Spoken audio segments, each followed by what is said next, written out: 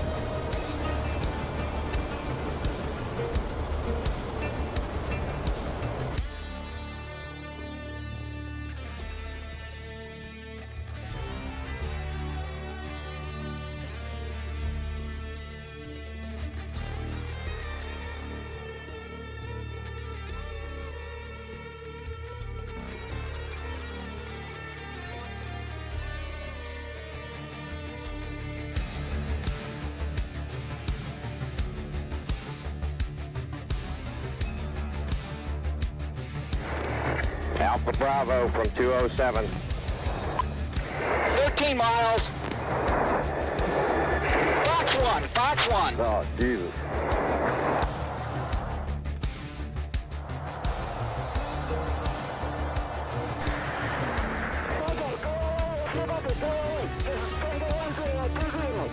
Go 20.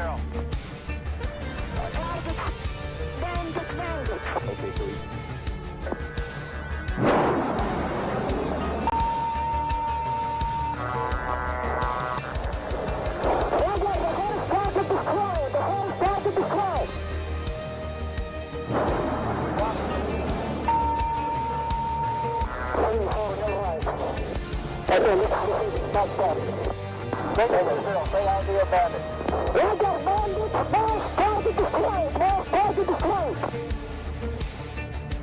Copy both flags. Oklahoma.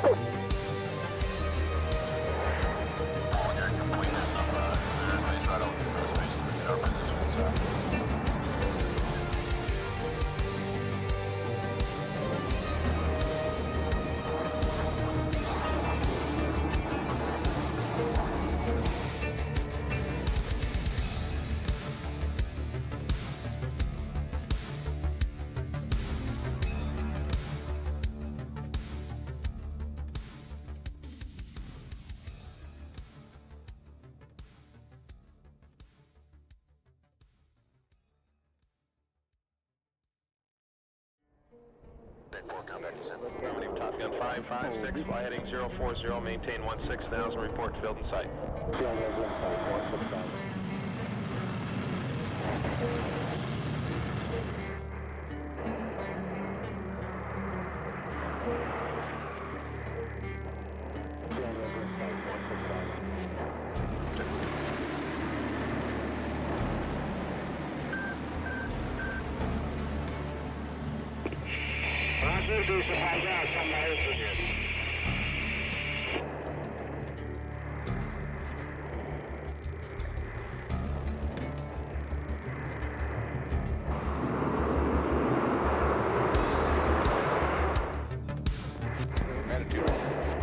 There she goes.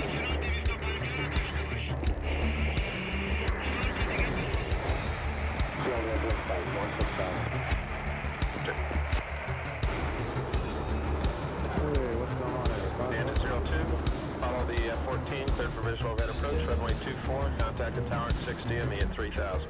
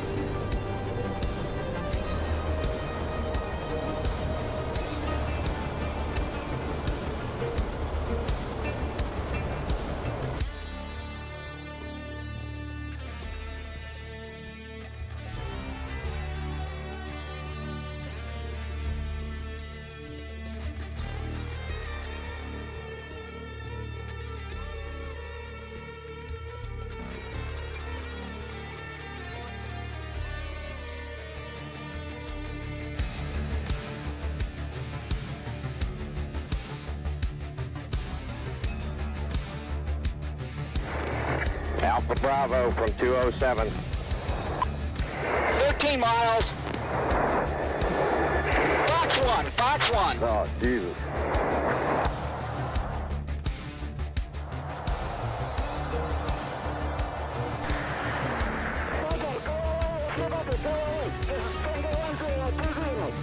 Go 20. Okay, sweet.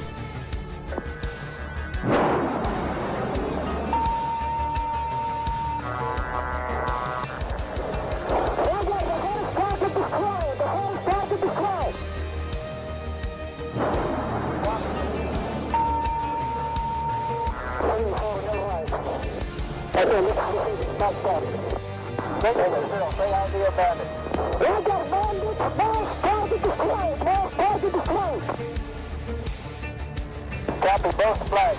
Oklahoma.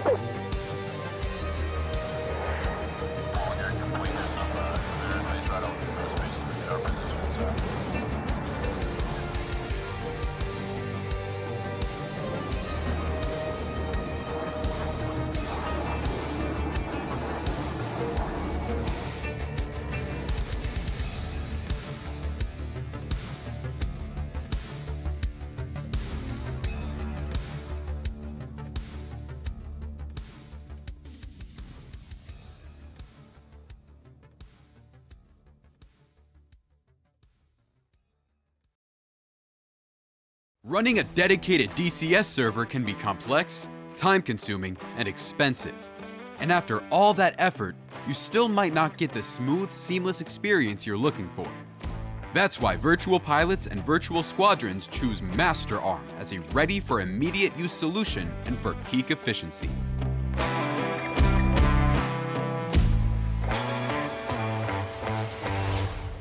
With low latency, high stability, and uncompromising performance, MasterArm ensures that every maneuver, every decision, and every shot counts. Stay mission ready. Fly with confidence. MasterArm has your six. Get your server at www.masterarm.de.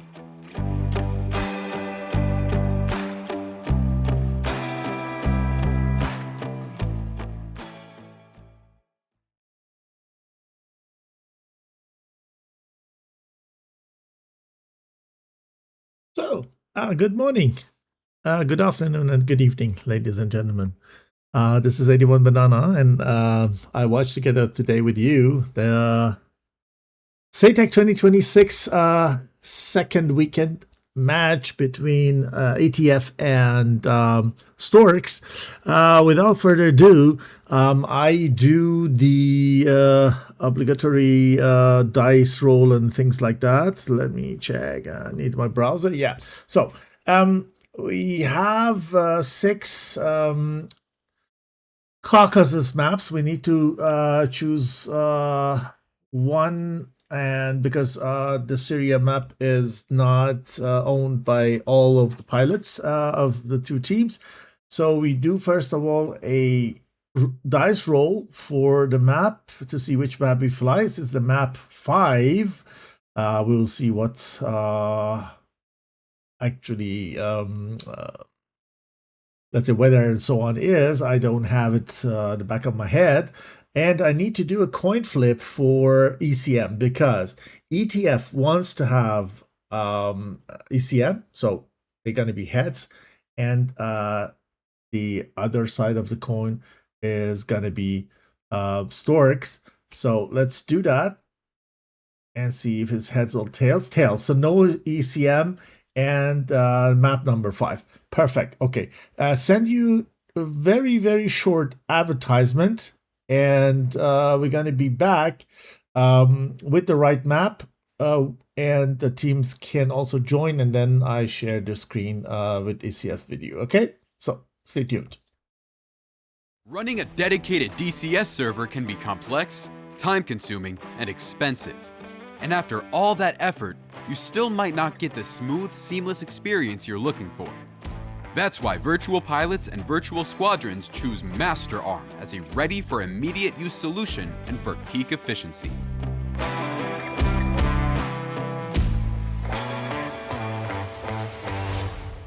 With low latency, high stability, and uncompromising performance, MasterArm ensures that every maneuver, every decision, and every shot counts. Stay mission ready. Fly with confidence. MasterArm has your 6. Get your server at www.masterarm.de.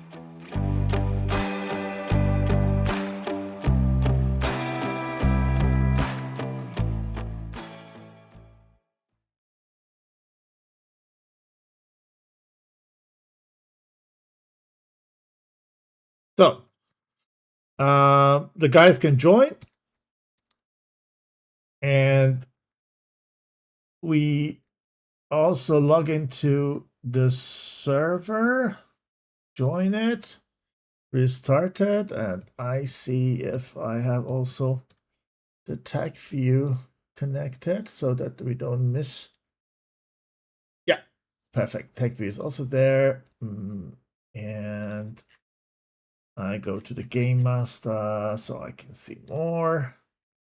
And yeah, so the coin flip, the dice roll has decided that we will have Sukhumi and Tbilisi, or what is it exactly? It's not Tbilisi, right? No, this is Tbilisi. Okay. Tbilisi, I always mix this up, these 3, Vaziani, Sogonlug, and Tbilisi. So it is Tbilisi from one side and Sukhumi on the other side. And we could take a look at Sukhumi and see if nobody has taken or manned any aircraft. So we need to wait till the guys get in. Over there. Okay. Good. So we have the first ETF fan in the block. Beautiful. NavX, sorry if I pronounce it wrongly. Thank you for a follow, mate. 4Care1K2. Also, buddy, thank you. Comrade TLT, I believe. Also new to the community. I appreciate that, guys. And Udati 4. Perfect. So, what we are going to see. Oh, I need to just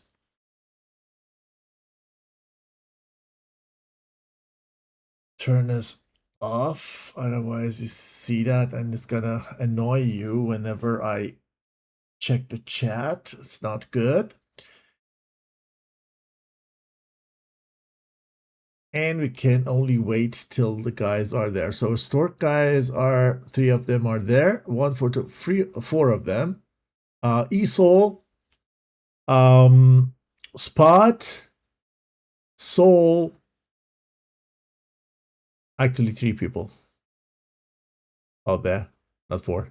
Okay, but they haven't taken any aircraft. Or are they on the blue or red side?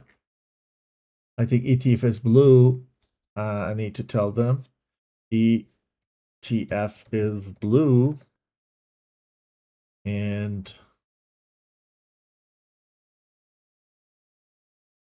Storks is red for the first round. Then please change side for the next rounds. Okie doke. Dizzy from ETF is also there, so people are getting into the server. The thing is, they come into the server usually before the match and then fly around a little bit. We ask the Stork to do that to see if the pings and everything is okay. But they need to go out because we restart the server, or let's say restart the mission, as we don't know what mission to run before we do the dice roll. And we do it live so everybody can see what's there. So that's why we have a little bit of delay at getting into the server, but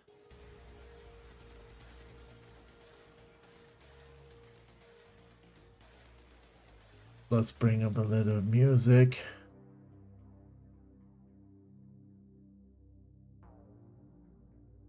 So good. So how have you been, guys? A beautiful weekend so far?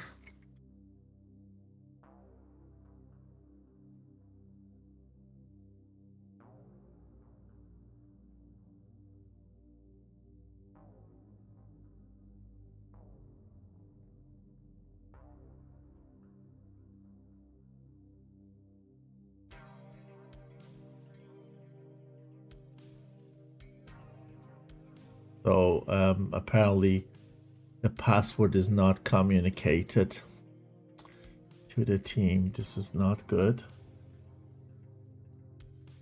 I will do that. So that.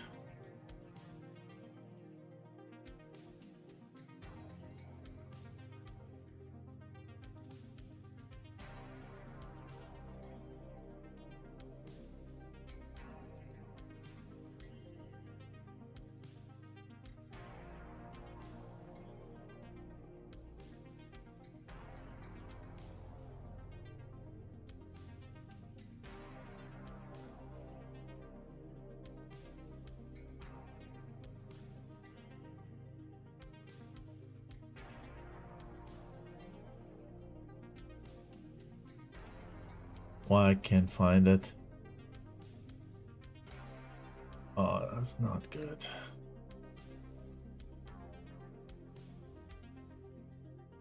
This is usually communicated to the team members. But let me check. I have the information always saved. So I don't enter it.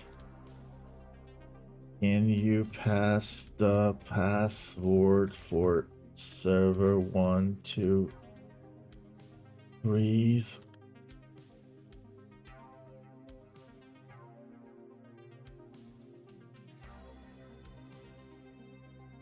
Okay. So ATF is asking for password.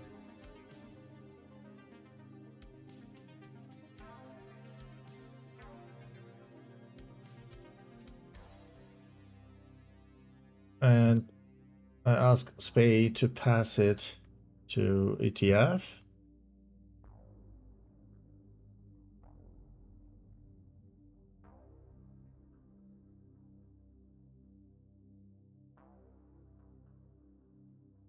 But some people from,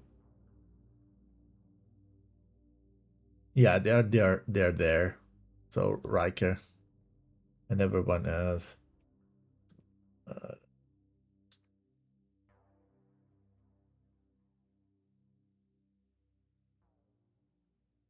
They probably can ask internally because I see that they have joined already.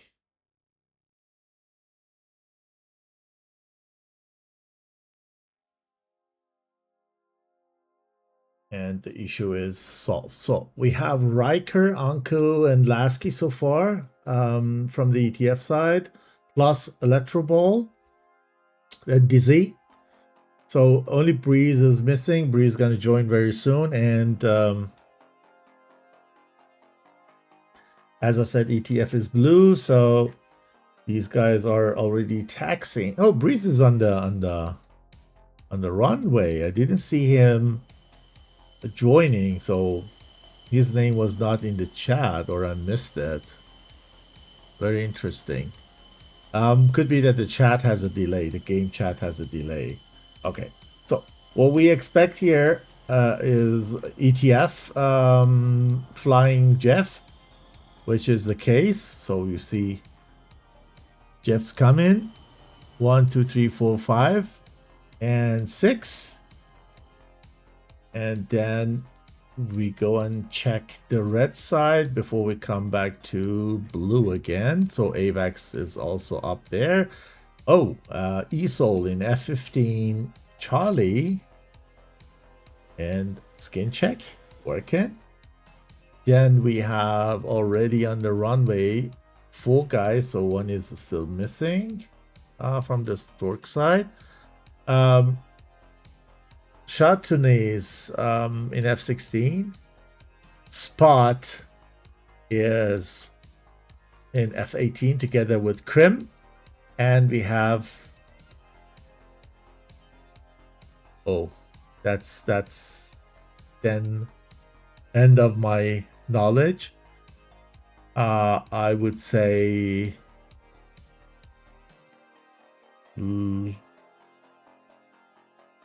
whatever it is, I have no idea. I have no idea what it is. So if anybody can read Cyrillic, please help me with that.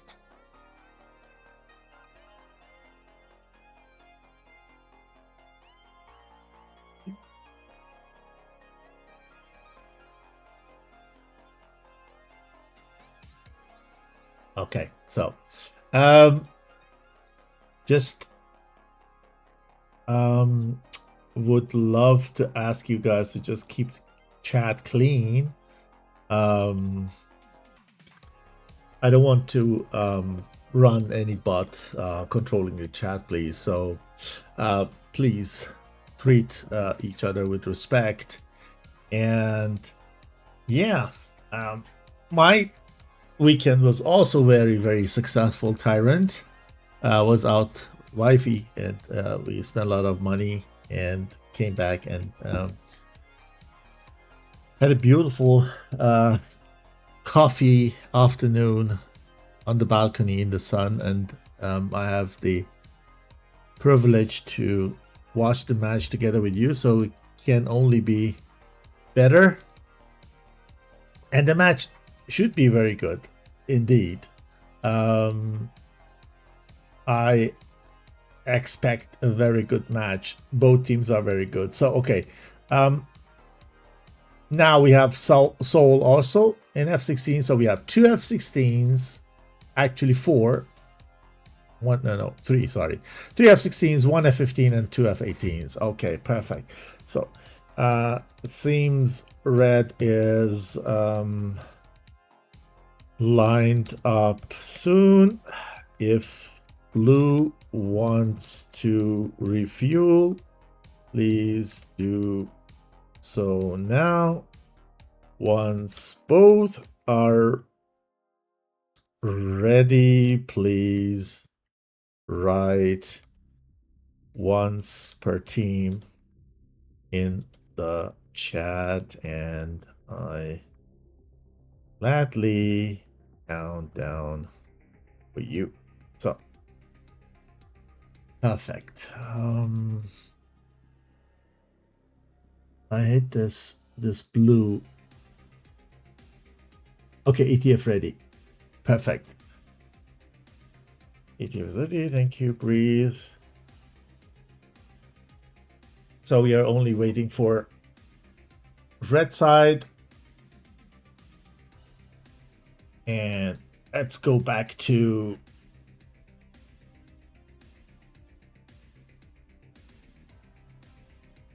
Tbilisi and pick breathe.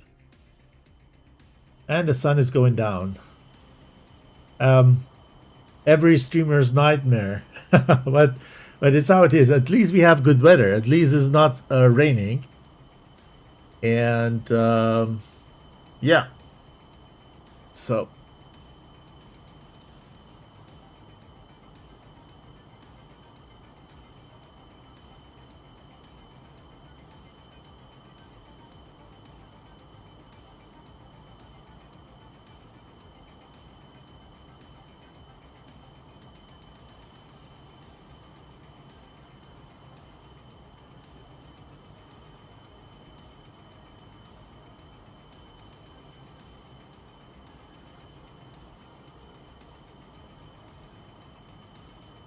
hey, Kag Ruby.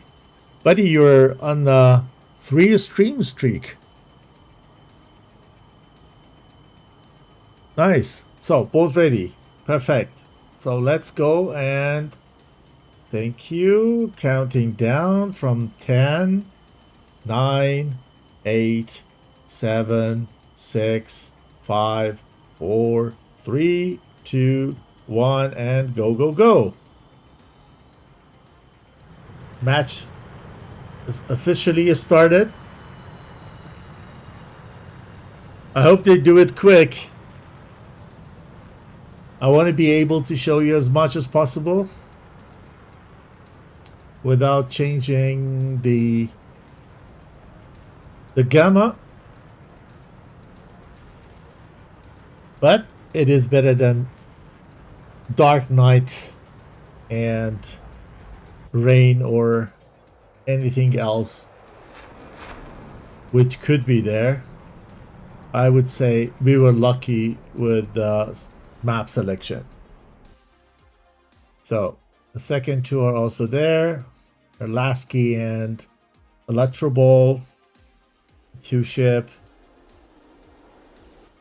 Oops. Like this.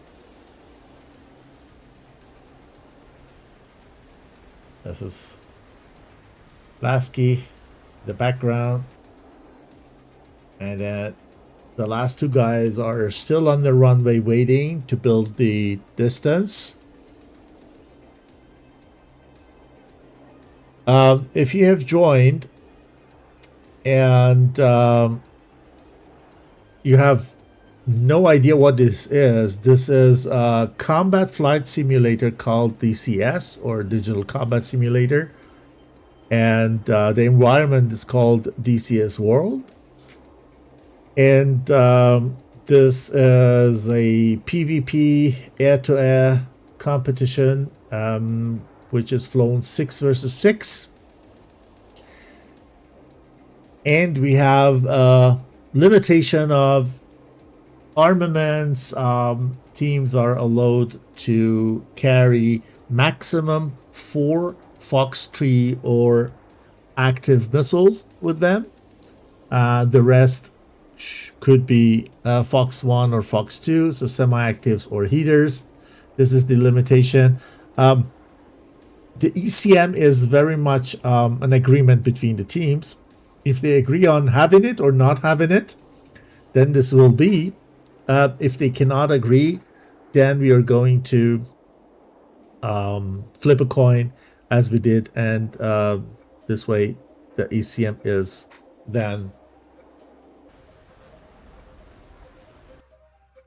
active for the team. So Uncouth takes off. Dizzy is still on the runway, so we don't wait for her. And we're gonna take a look at the whole theater.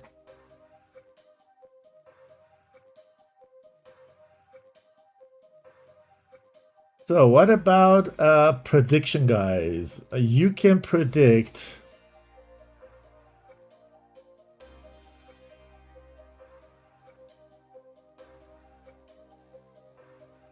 who is gonna win the first round for the next 15 minutes.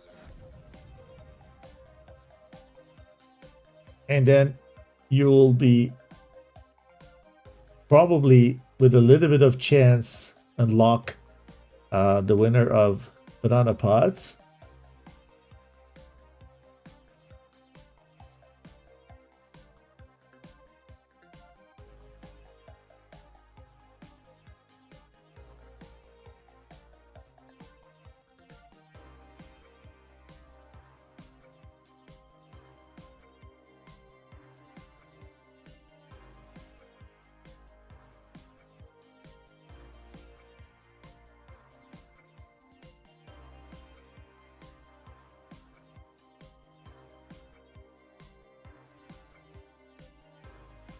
Good. So what we see on the blue side is probably a battle spread of a 4-ship, where each 2-ship is sticking together, and then we have 2 people come in and build a trail.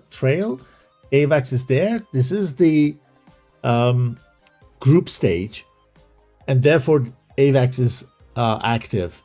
When the group stage is over and we go to the elimination round, then there will be no AVAX, so it's going to be a bit harder to do IFF and then keep SA and so on. So blue gets into the bubble first. Once you're in the bubble, you can go out, but you cannot come back. So it means that you will lose because the other team will take control of the bubble. You get warned when you pass the green line, and when you're not back into the battlefield and then fly over the red line, then there's no way back. So red is pretty much spread. They are building, I believe, a center and then 2 flanks, left and right, where the flanks are doing kind of grinder, and the center is going to be kind of a spread. But I can believe that they are either doing a shackle and join the other 2, or everyone turns to his side and join the other 2 guys on his or her flank side. So let's stay with Lasky. Lasky is pretty much high. It could be that he's going to be the first shot of the match. Beautiful sunset.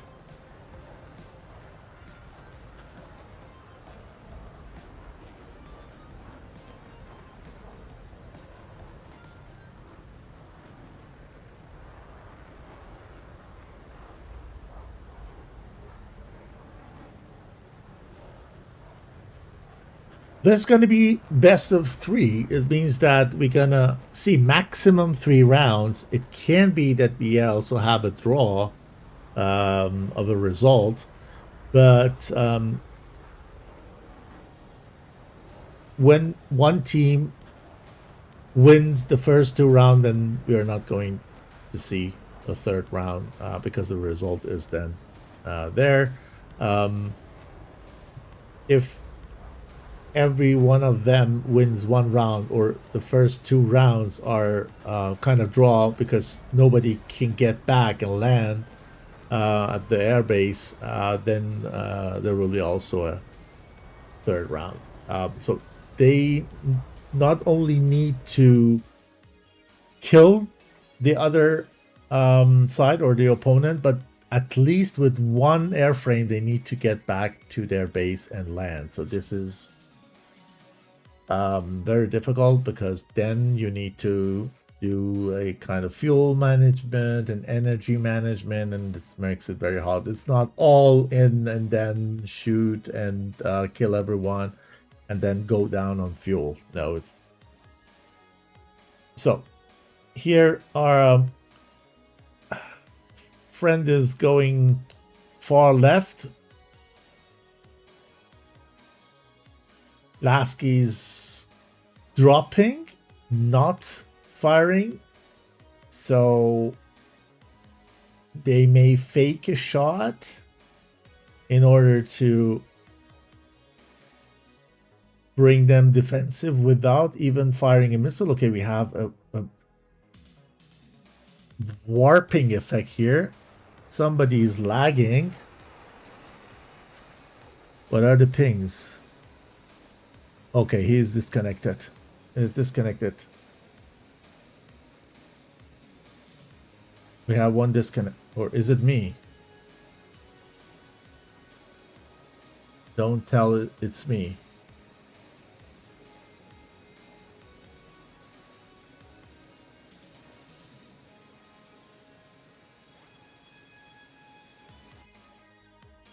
What's that?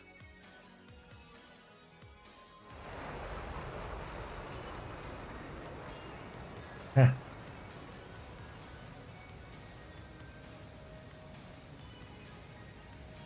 Okay. We have an issue here. I can't even get back to the F10.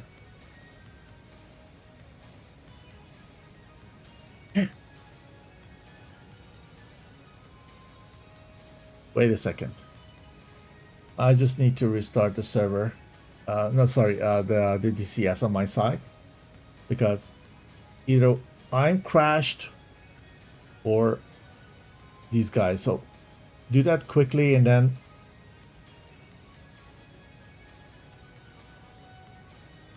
let's see. Last try. Oh no, it's working. Okay. For whatever reason I couldn't. I froze. So here, this friend of us is disconnected, and his lag confused my DCS. It's very interesting. So I believe some missiles have been fired. We can see that later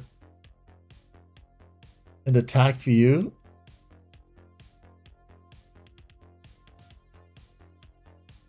What happened so far? Here Riker is fighting with 1 missile here.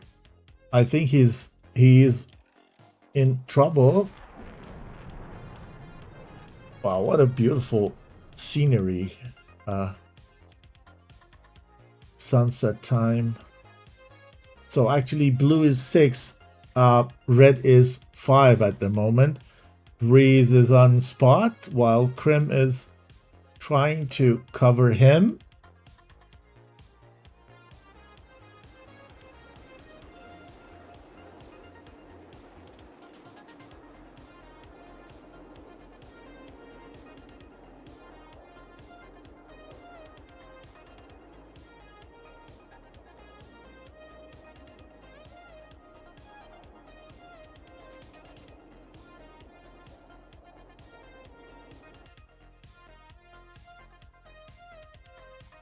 No, okay. Finally, the disconnected guy has just left the game. Lasky with the first, I believe, missile.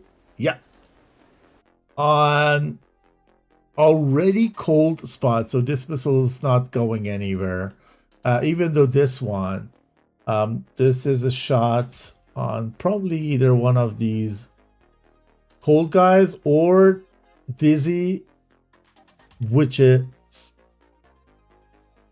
actually hot, but it's too far away for that 120. Even that SD10 is not a problem when ESO stays high and stays fast or dives as F-15. Now he gets the RWR warning and turn away, and with that he should be good. He doesn't want to lose altitude because then he needs to gain that altitude again and consume energy, and he is effective when he's up there. But the missile is pretty much aggressive. The missile is still 1300 knots fast, but we know okay, we got one kill. We lost one. Lasky killed one, and now we have 1, 2, 3, 4, 5, 6 versus 5. It's very strange because we had one. It's not correct what it says here. So we had one disconnect, and now he is there. So something is very strange. We have no disconnect message. We didn't see Chatonez on the screen for a while, and then he is back. So it's very, very strange. Now he's warping around. Yeah, something is not okay here. He has no high ping, so I don't know why it is like that. Okay.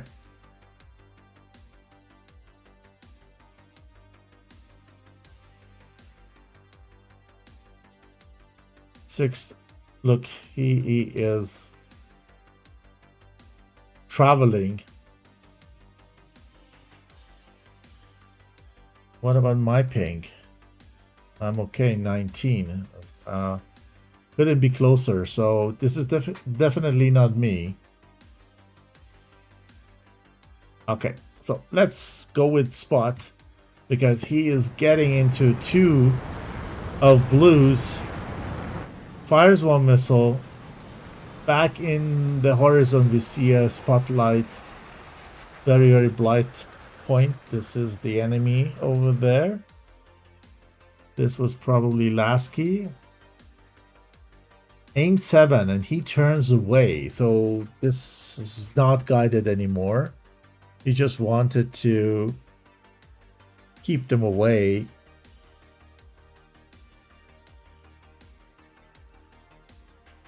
So Chatonez on Electro Ball, he got the warning and turns away.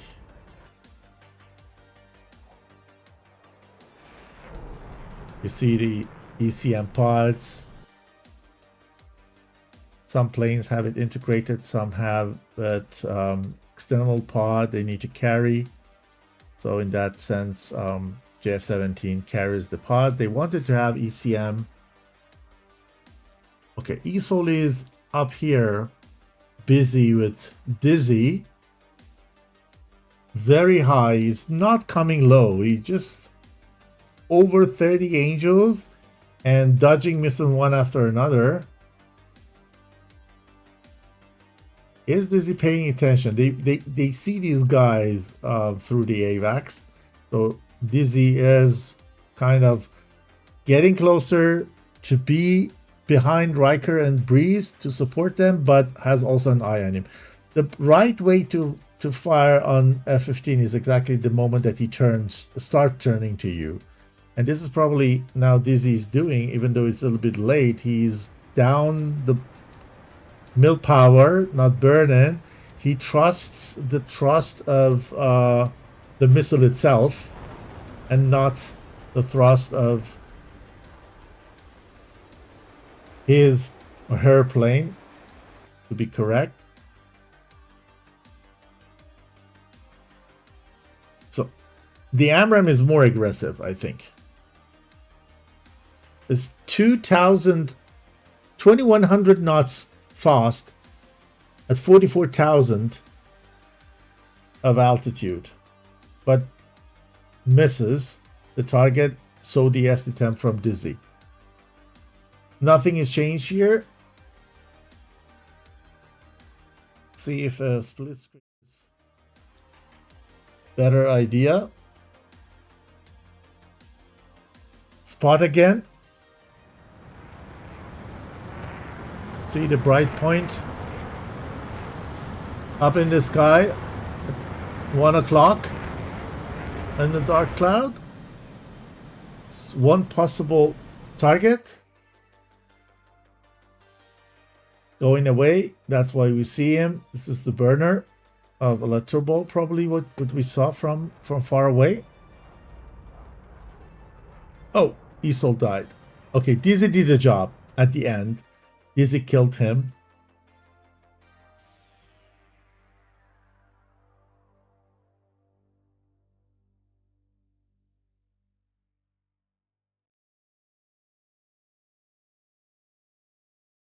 And now we have a 6 versus 4 situation. Krim puts everything on the table. 1M7, 120. Should be low on... No, it's not.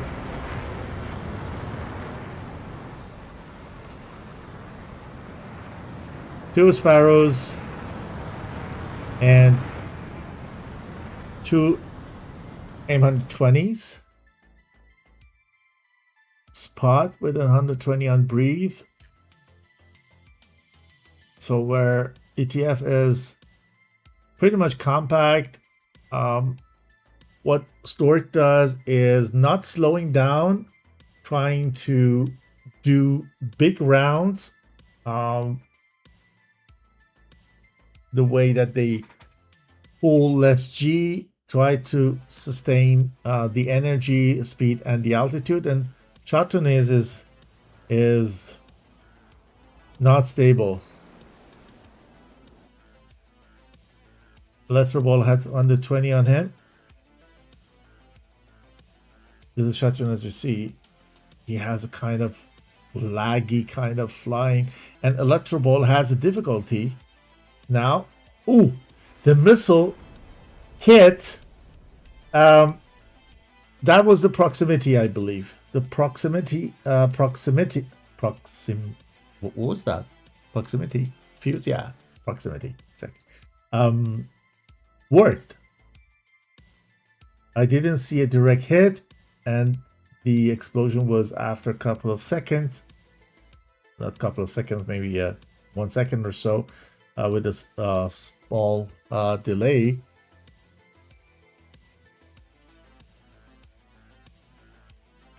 Yeah, here we see Chaton is lagging all the time. Look. Yeah. So lost also 1 blue. Chaton has killed Electro Ball. 4 versus 5. Ooh. Disconnect.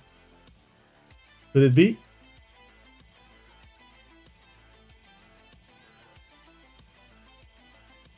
No. No. That's okay. That's 5 versus 4. Okay. ETF very compact, quite low, with an exception of Lasky here, which also diving.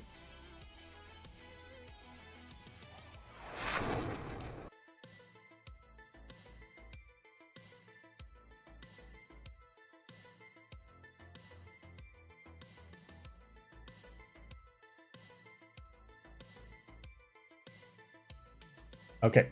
Riker on a cold spot. Spot is low and cold. I don't think that this SDM is a problem.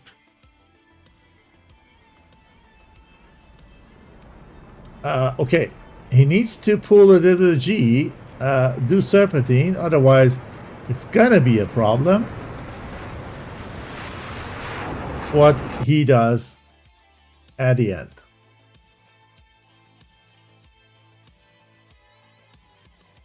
Oh, Anko has something in her or his face, but it's probably good. Very low altitude. Missile has no juice. Mogas from 104th, thank you for following and welcome to the stream, buddy.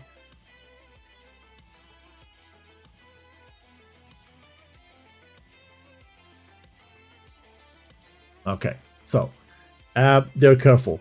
They're low, they're not burning, everyone is on mill power, trying to maintain the SA. Communicate, get close as possible. Here we see, for example, 5 miles, and then give a shot, and then only burn shortly before the missile is, and then go off burner soon, and take advantage of ST10. In the vicinity of 5-6 miles, you can still get away and dodge an AMRAAM at this altitude, but SD10 is very, very dangerous there. So you see here, look, has a good chance to hit, where AIM 120 has no chance to reach out to a target which is flying that fast and so low. And this way, Riker takes down Chatonese, and build a 5 versus 3 situation here. So these guys are pulling back pretty much in the center of the combat zone, and then Riker goes in alone. He has only IRs remain. Tries to sneak in, but then he needs to be lower and with no radar on. He's trying to pull missiles, I think, from the other side. He trusts his ability to dodge missiles and tries to, yeah, as he does. Look, he is trying to pull missiles.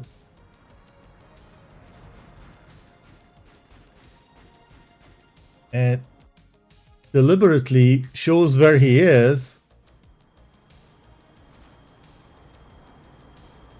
He is saying, "Where here I am."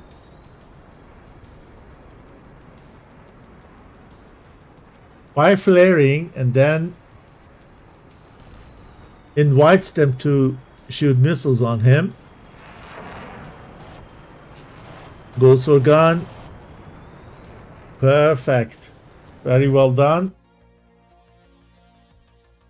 Oh, what's happened? Everybody is down here. What they're doing? They trust Riker doing the job? Really? What is on the other side's rails? They have an IR, but it's difficult to use it from that distance. And the other guy fires an AR unfriendly. Oh, not good. He has everything. IR, AMRAAM, Sparrow, but fired on the wrong guy. It was lucky he didn't hit, and leave his wingman alone with Riker, that dogfight scene, unbelievable. Hey, Pyro brother, welcome to the show. You're at the right moment. Look at that. Riker is out. Okay. Okay. So, what are these guys are doing here? Why did they leave Riker alone? Oh. Yeah, Kepteron. SATAC has already started. We have the second weekend, actually. Last weekend we have a couple of matches. This weekend we had 2 matches earlier today. Tomorrow is going to be 1 match. So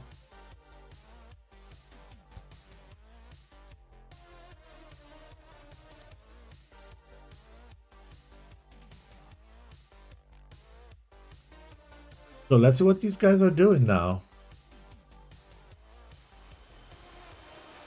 I see 1 Sparrow and 1 Winder here. I don't know the state of the fuel.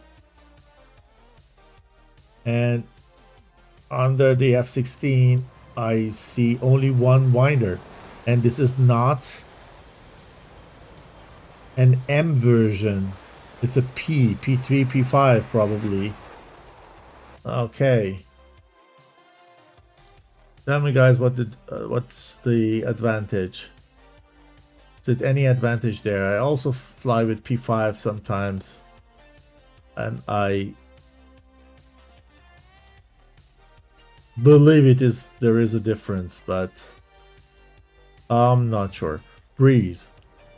Wow, look at that. He has only fired 1 single missile. He has everything he needs. Then we have Anku. Their strategy was definitely pulling missile out of the enemy, leave them Winchester, and then go in. Look how many missiles they still have, especially Breeze and Anku. So Breeze is still not firing. Why? Don't they want to win the round? I don't get it. Okay, Anku fires.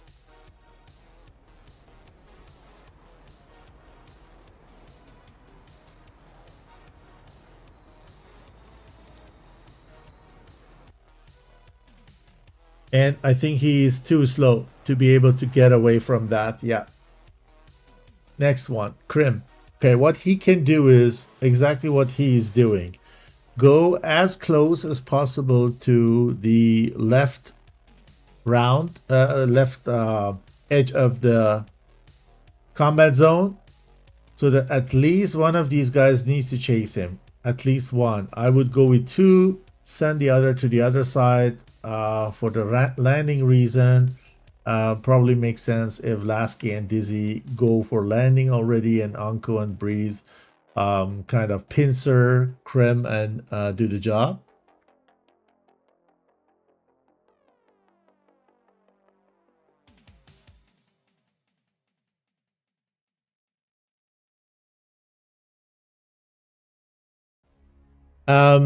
Yeah, so the video on demands is for sure directly available on the streamers site, but we try to upload as soon as possible to the SATAC YouTube server. So I do it usually within 24 to 48 hours. So if you want to see the video on demand, you can see it here. Maybe a day or 2 later, it's going to be also available on the SATAC. We can do it overnight to upload and everything. But yeah, best thing is you just subscribe to the streamers to be aware of, get notified of the stream starting times and also schedule, and for sure the VODs. I know that some streamers are using softwares or platforms, especially our Chinese streamers. And for some matches, we do not get English streamers sometimes. So we have only the Chinese version, but you can see the pictures at least. But I have my difficulties to get there for the video on demand too, because the whole site is Chinese and I have no idea what I need to click. But I hope that they also upload everything in a timely manner to the SATAC YouTube channel for everyone to be available. Airshow is on vacation this weekend, so we are very short in streamers number. So if you want to see the matches that happened this weekend, then please go to the Discord server of SATAC and then follow the links of every single streamer there. So yeah, so they sent Dizzy for landing. Grease had so many missiles that he fires one just to make Crib nervous because he can. But the AVAX is there. Crim sees where these guys are exactly, so they cannot kind of scare him with the shot, because he sees exactly how far these guys are, and the missile is probably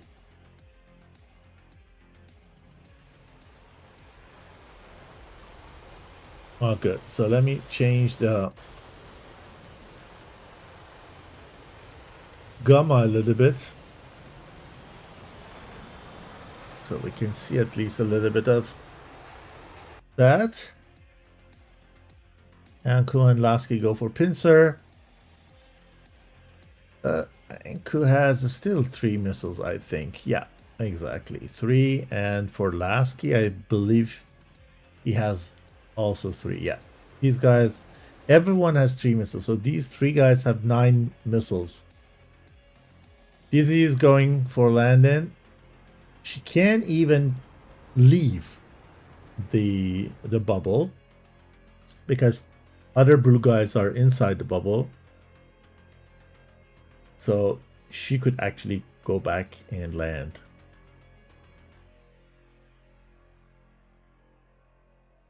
Is SD10 even reached Crim from that distance? The drag of SD10 is very ridiculous. Bigger than Amram, but less drag, kind of, like, I have the feeling.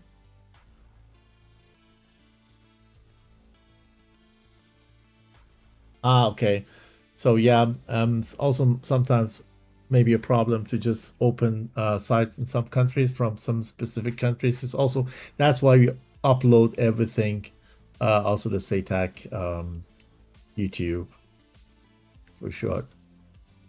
Stigmai, thank you for follow, buddy. So this is not happening too much. Really not too much is there. So probably Anku burns. That shows that he is intending to shoot one SD10. Gain speed, but not shooting. Why? Oh,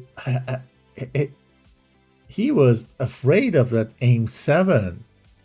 Really? Now M7 is no problem from that distance.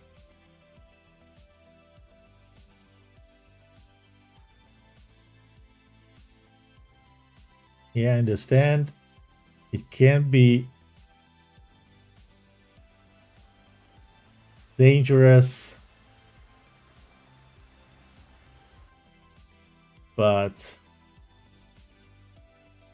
he had SD10. He could fire first, and then Crim had very hard time to get away from that distance, and then he needed to do that, and then the lock was broken on M7. So okay, that's what Breeze doing now, and I think if he is not going to line of sight it, then there's no way to dodge it.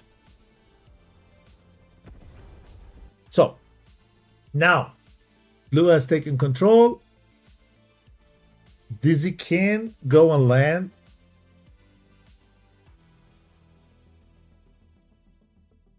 And then these guys too. I don't know how much fuel they have. Here Lasky is pretty much high. 43 Angels. Breeze and Onco are a bit lower. JF-17 is not that thirsty in comparison to F-16, for example. So there is a good chance that these guys have still enough fuel to get back and land safe and sound. Lucas asking if I could watch the missile. My dear friend, there is more than 1 minute delay in the stream, so at least my minimum delay to react to what you write, minimum, is 1.5 minutes. So I'm sorry, I don't know what missile do you mean, but what we can do is we can go back to open the TAC view and see what's happened, because we have also missed some kills, so we can take a look together.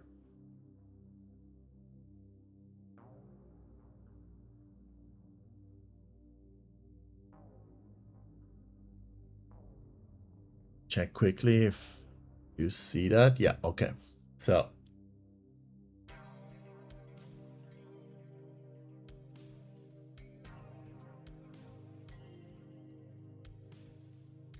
here you see Chatonese was frozen, then warps,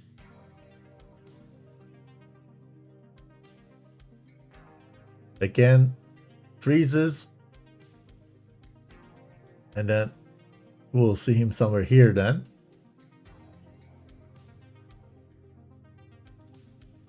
Yep. And then he disconnects and comes back. So pretty much interesting. He disappears completely.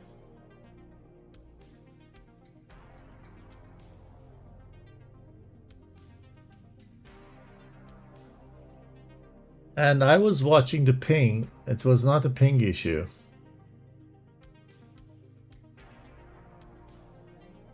Could be that his DCS was doing this.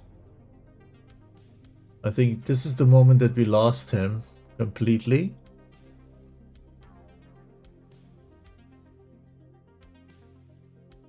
Okay. The first missile was from our friend that I can even pronounce the call sign. Anybody could help me? 45 Angels, 1.4 Mach. Giving that shot.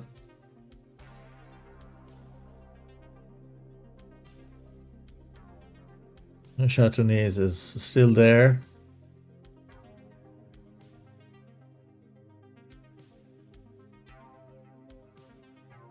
I want to watch him, so I put him into the picture.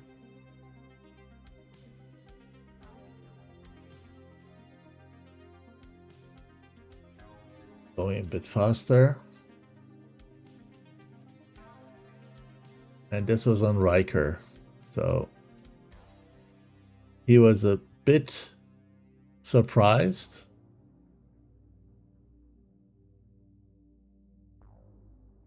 Pulling 7 point something G. Wow. And then manages to get rid of that missile. Breeze not shooting. They all didn't shoot in the first round. Only Dizzy was suspending. I think her duty was to take down the F-15. She exchanged all the time with F-15, also was receiving something from her side. And here F-15 with that speed with 1.7 Mach of speed at 39 angels makes to dodge it. Okay. Shotgunis is back to life, I believe. Yeah, here, look. We lost him somewhere here, and then he just come out of teleport over there. I don't know how the other side experienced that.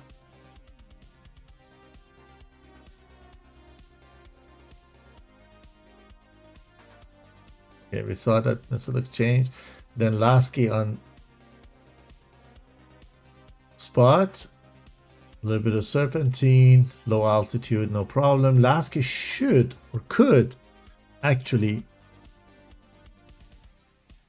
follow him or even shoot at Shotgunis in case he could see him, which is probably not possible to maintain any lock on a target like this.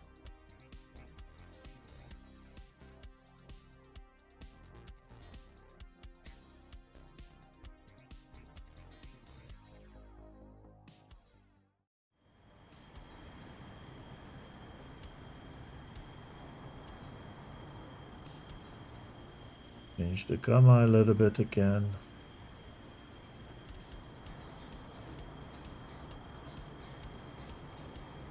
While Dizzy is landing.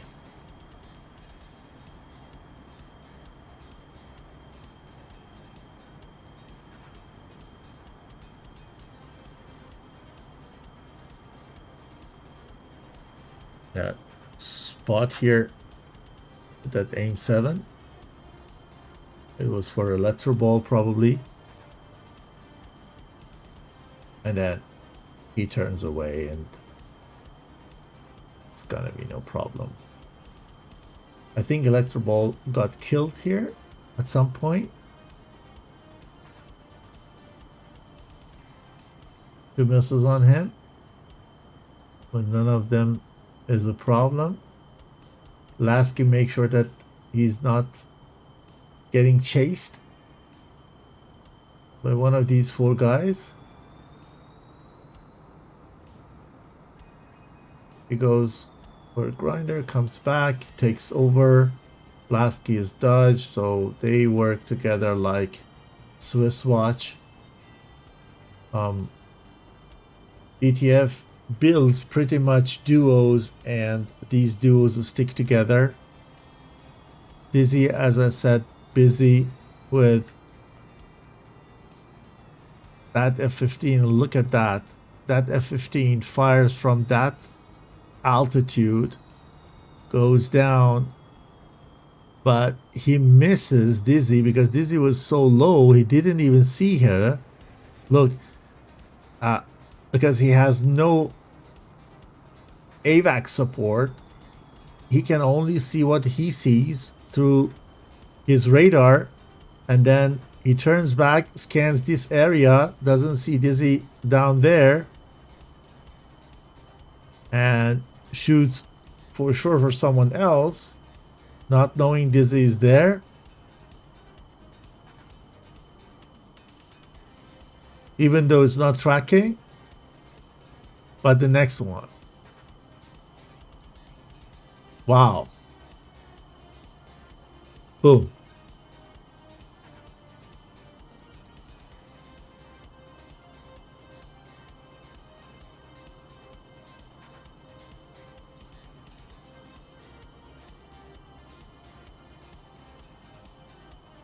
Dizzy landed in between the F-15 killer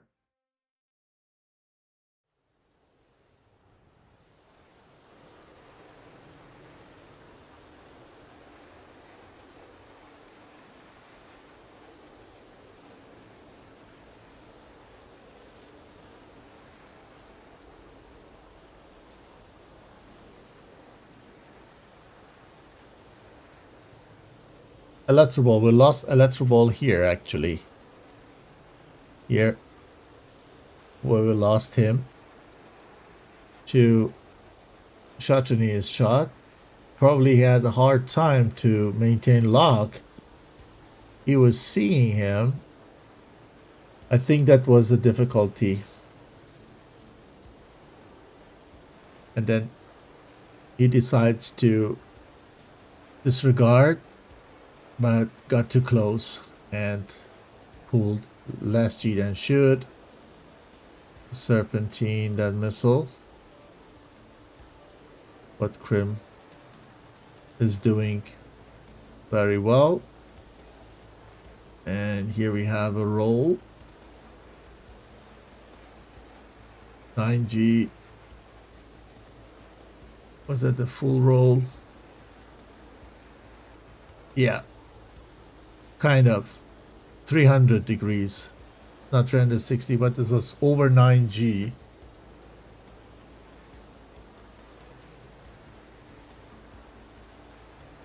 Now, Spot all alone over there. ETF pretty much compact.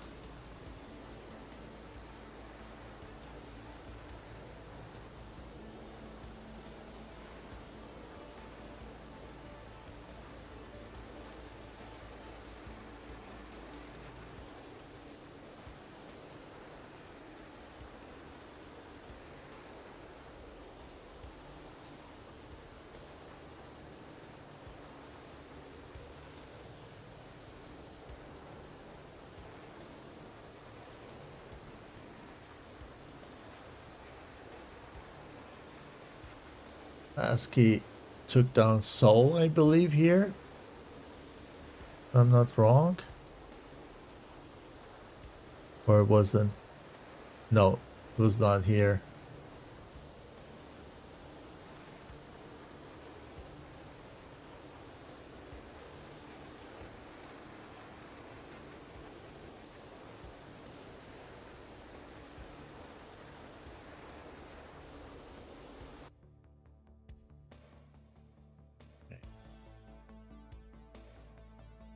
Anku is probably the second.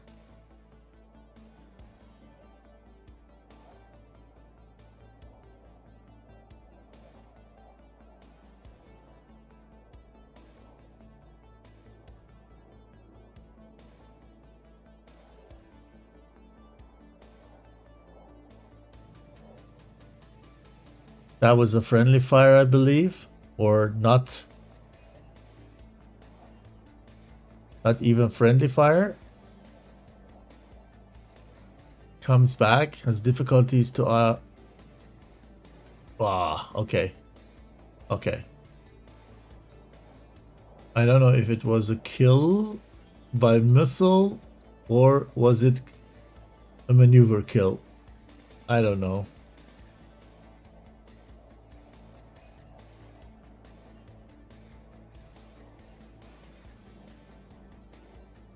And the rest, I think, it's not interesting. We saw that already.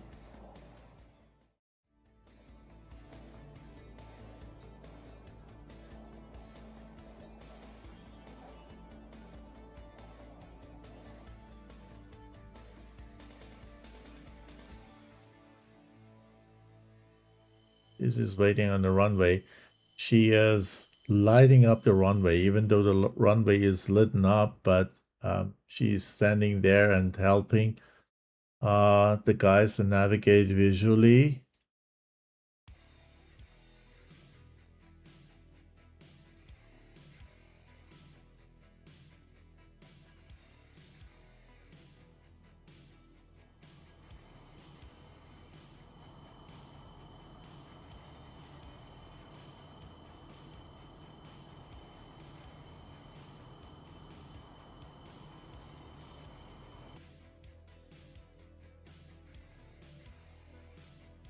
Distance is still about 9 nautical miles.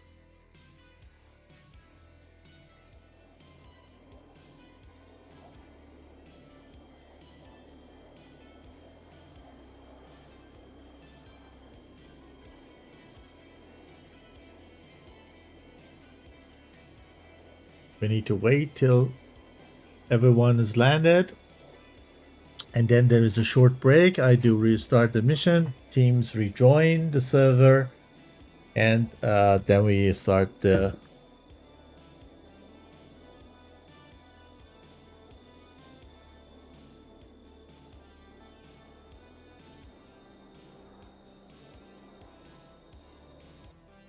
second round, wanted to say.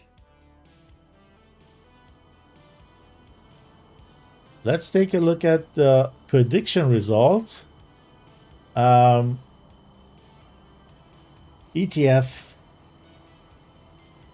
won the first round. So let's see if anybody has predicted correctly. If we have any winners. Yep. 110 banana pods go to 100 Fort Knots. Congratulations.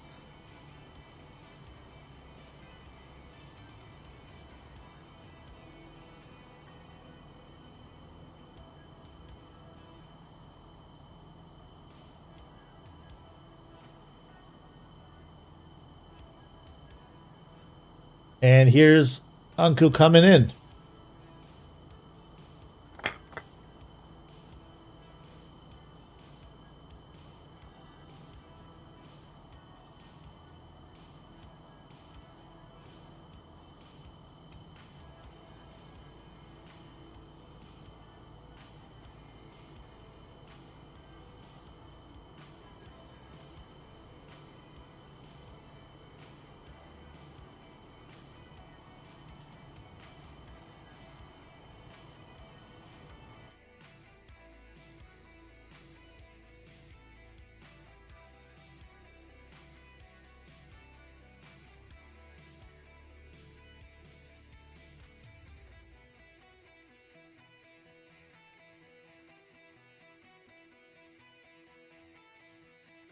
Good job.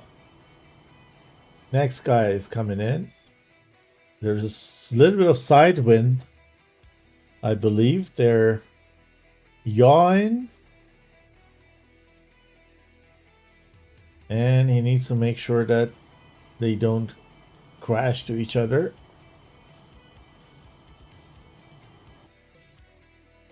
But last skiz is still in the air.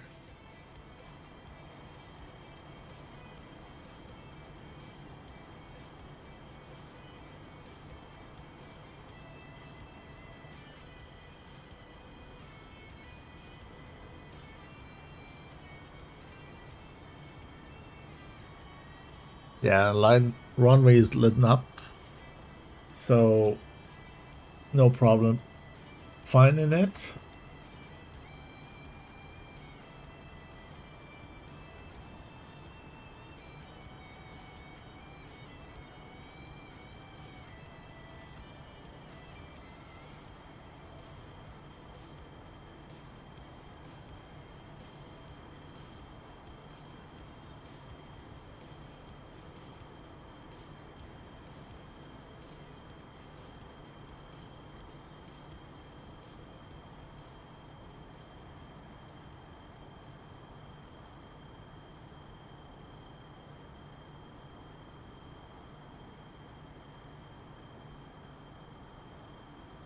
Yeah, landing is needed. It's also in the real life like that.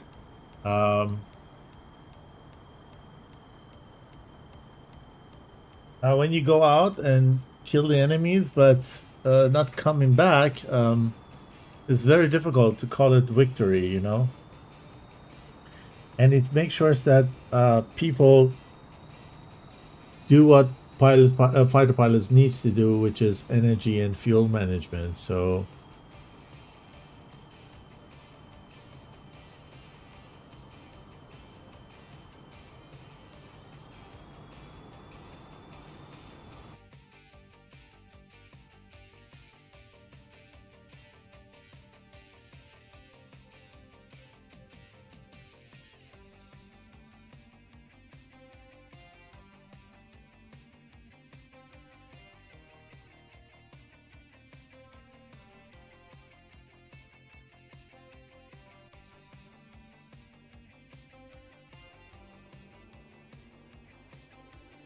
Well done. Perfect.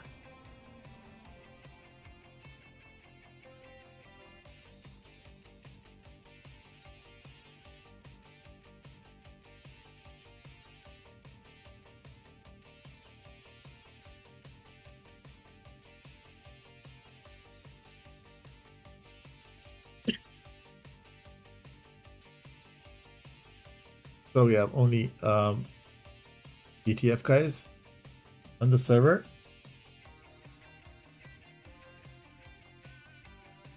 Give last kit a chance to just come to full stop.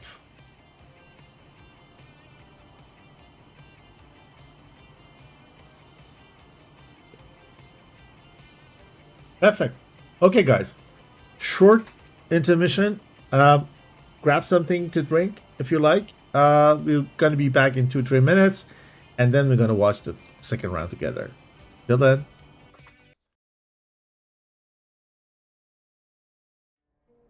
Affirmative, Top Gun 556, fly heading 040, maintain 16,000, report field in sight.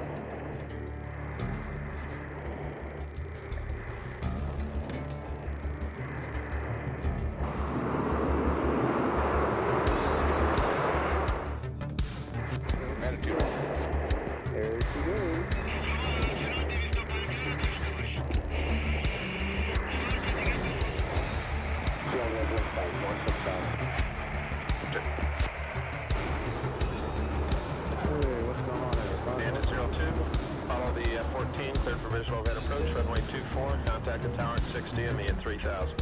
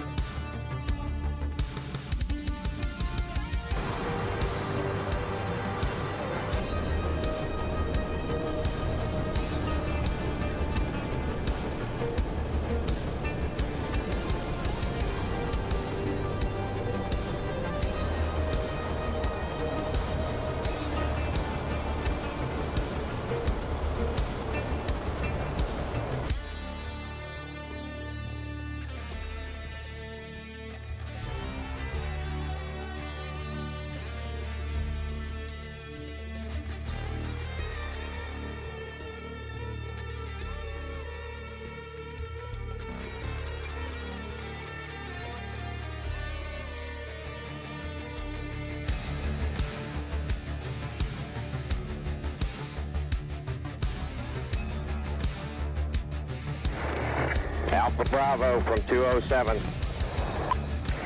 13 miles. Fox 1, Fox 1. Oh, Jesus.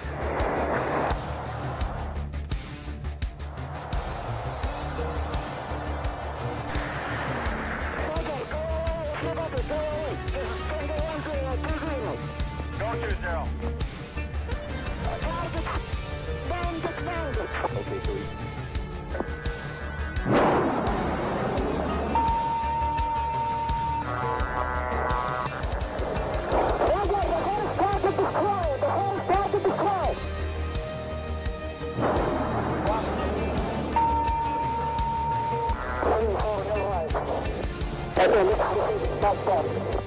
Okay, so Stay on the abandoned.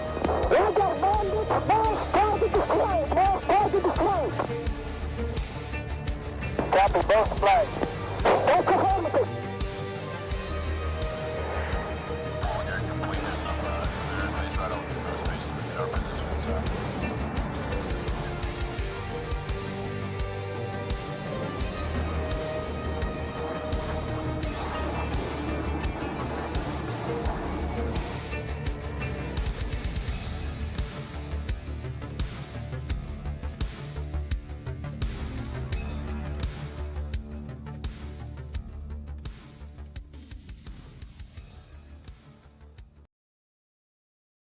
Running a dedicated DCS server can be complex, time-consuming, and expensive. And after all that effort, you still might not get the smooth, seamless experience you're looking for. That's why virtual pilots and virtual squadrons choose MasterArm as a ready-for-immediate-use solution and for peak efficiency.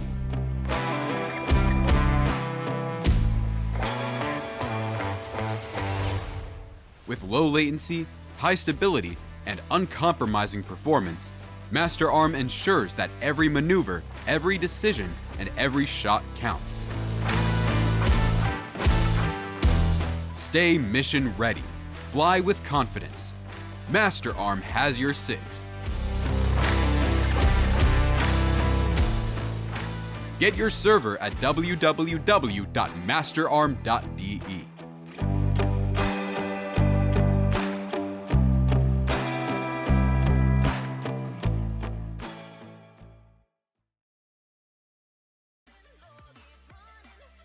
So, back, and I was lazy.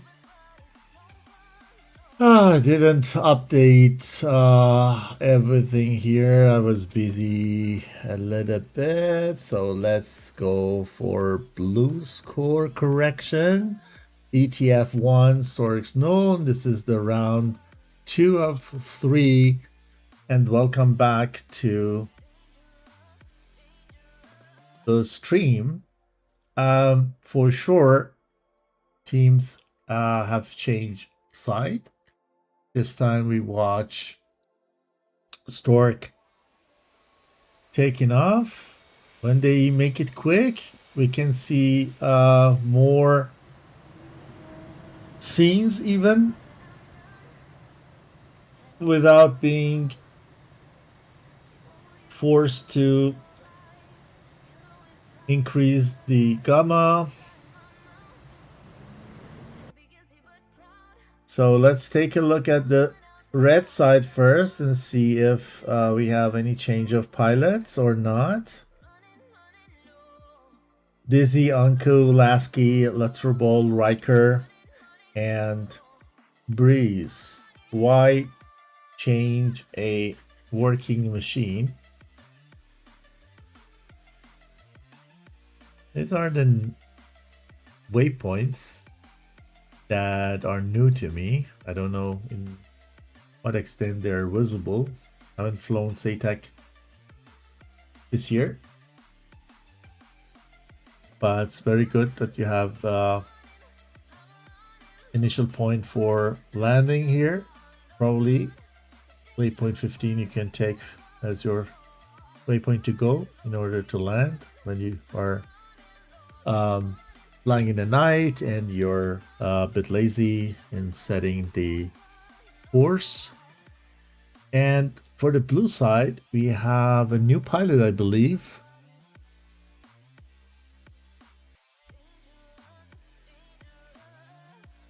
Oh, I don't think we can delay for 10 minutes. Somebody has a problem.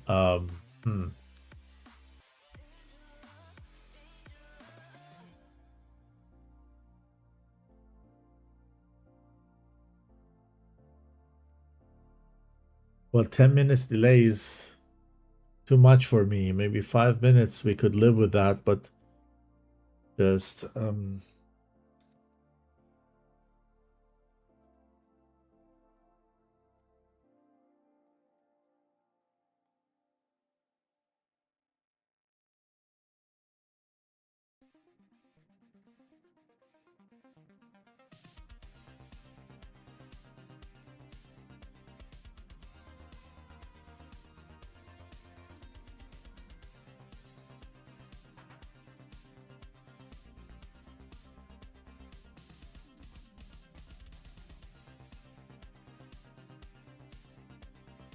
Okay, so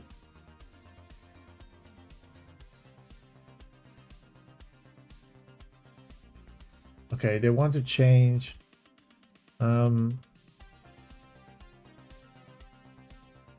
They recognize that Chardonnay is laggy. That's really good that they are trying to replace him with another pilot. He needs to be revived, so it takes a couple of minutes, maybe up to 10. Hard to know what to do. What is here the case? Let me just quickly chat with the organizer.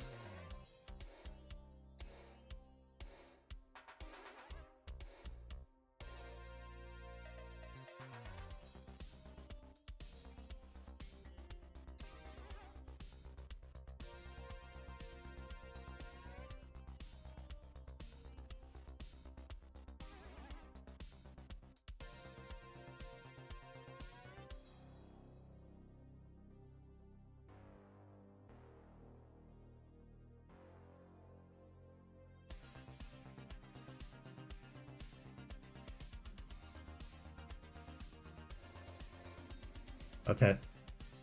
There are some things. There are things that you have already experienced, especially when you stream for a while.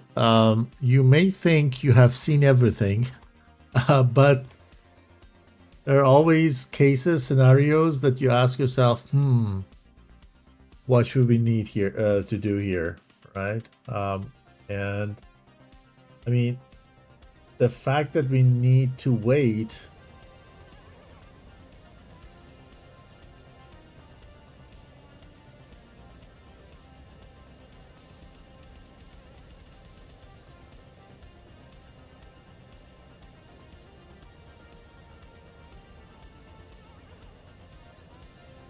Let's put them on standby so that we have a decision.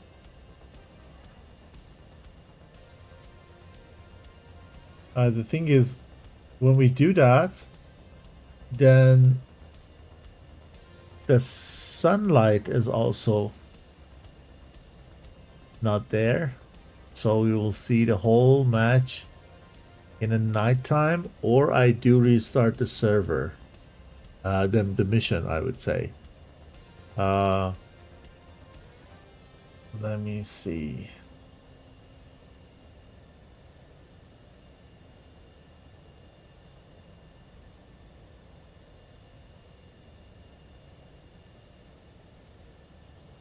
I can get a quick response or not.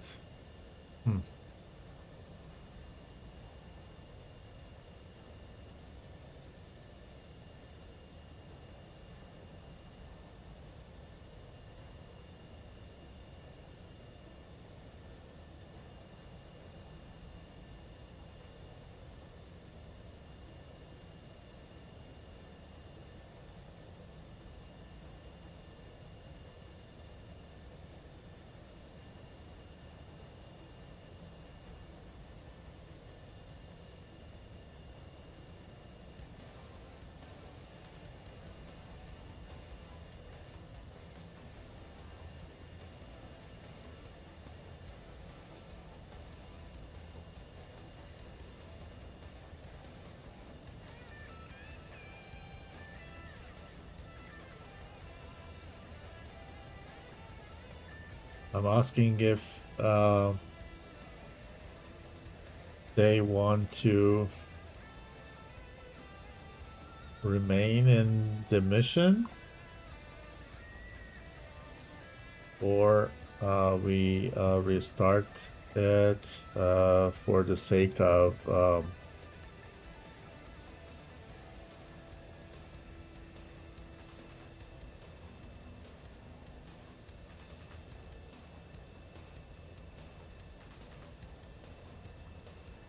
okay. So okay. the organizer says it is up to ETF. Is ETF okay? We'll see.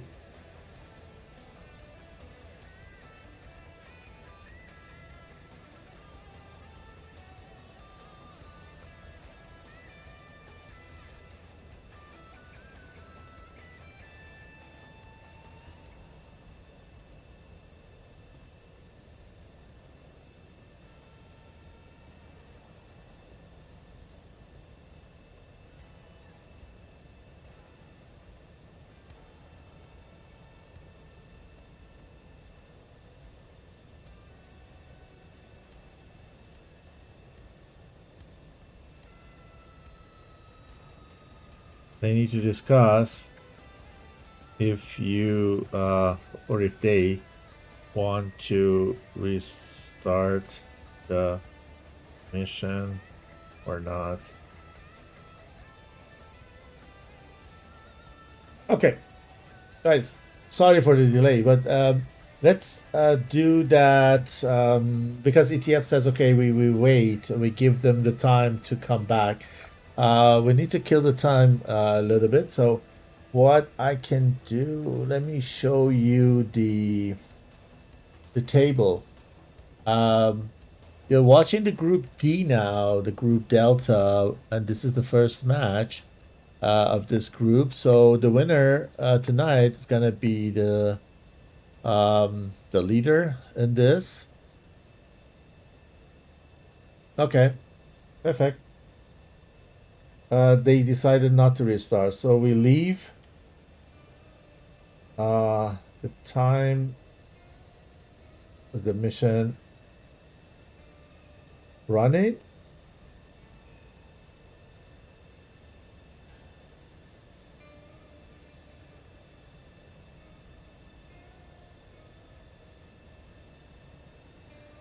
And the other group, Group Charlie, 9G, BFG, and 80 seconds. Let me see if we have any matches.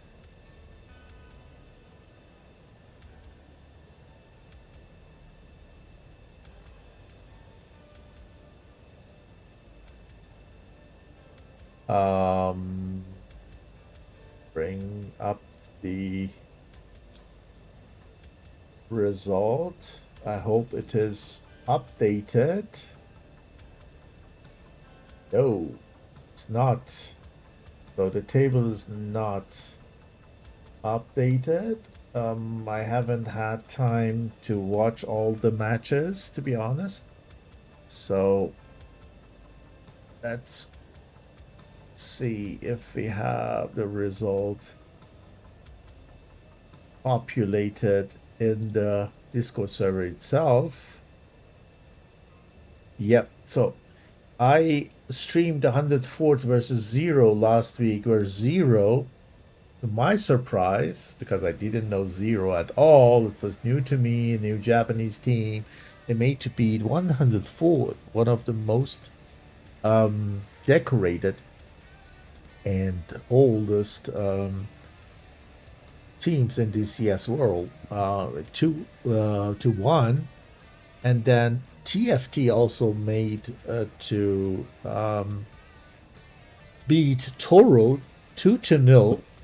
These were last week. We had some matches today where I don't have the result, so I believe that we had 2 matches earlier today. This is the 5th match in total. So for the Group C, I don't know how this look like, but there is let's say the Group D is gonna be this match, and we're gonna see if Stork at the end of the night or day will lead the table in the first week of this group's match or not. And we could also take the opportunity to give a shout out to our sponsors. You see on top of the page, without their support, it was very hard or difficult or nearly impossible to bring this quality to you guys. So big thanks. Okay, everyone is ready. Thank you. So we can count down because everyone is ready, and we are not starting the server just because these guys decided to fly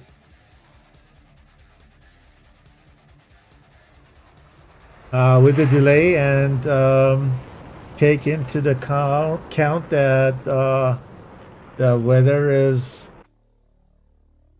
quite the same for sure, but it's going to be a bit darker sooner in the battle.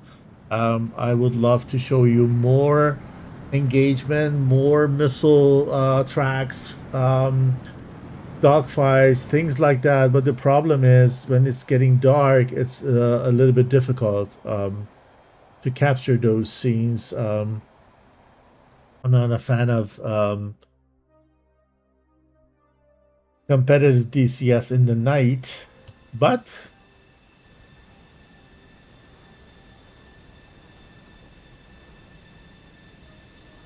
I do my best.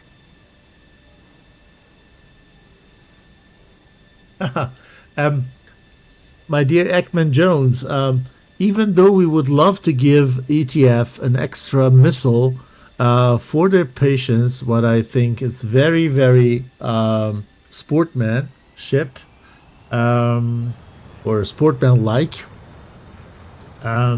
because ETF could say, well, we don't care if you don't have a reserve pilot ready and the other one is lagging, so you should do 5 versus 6. But they didn't, and for sure this is something that we would like to see. If the delay is acceptable, and the other team, I was told, is okay with that, then we will do so. And you say, we need a half an hour to get another pilot online, then we don't need to even think about it. So it's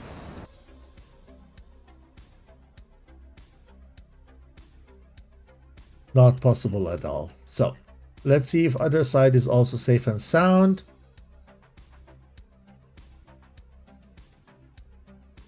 Four are in the air from the red side. The same thing. Number 5 takes off with a delay, leaves the 6 guys behind.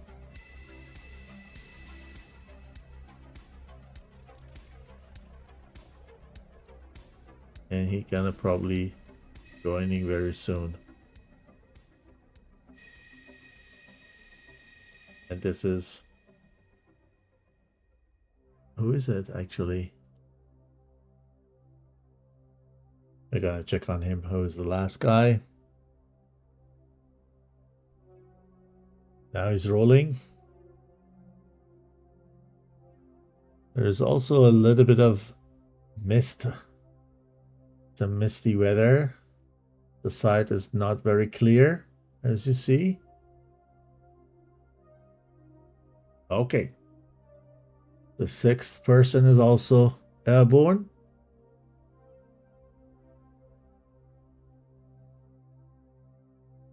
And that was Dizzy. Okay. Ladies usually first.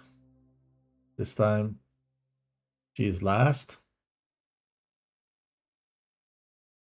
Good. I can't recognize a formation on this side yet, but I believe ETF is again doing the same thing. Why should they change a winning strategy?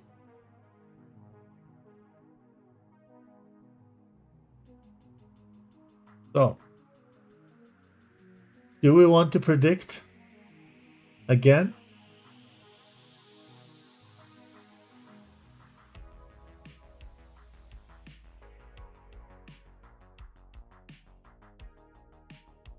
We had one winner.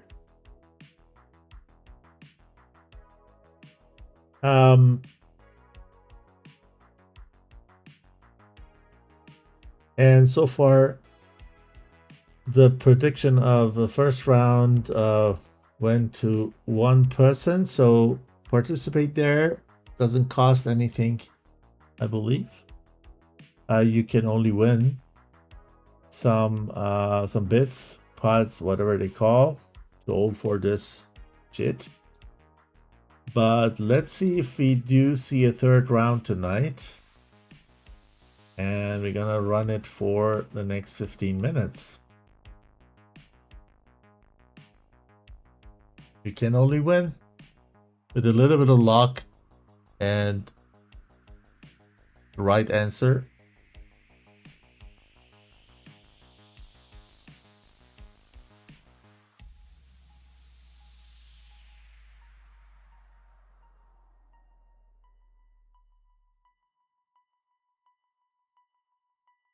Okay.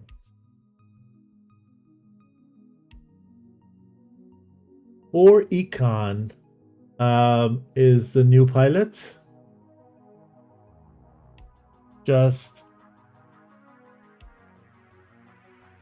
replaced Chatonais, who was traveling in time and place during the first round.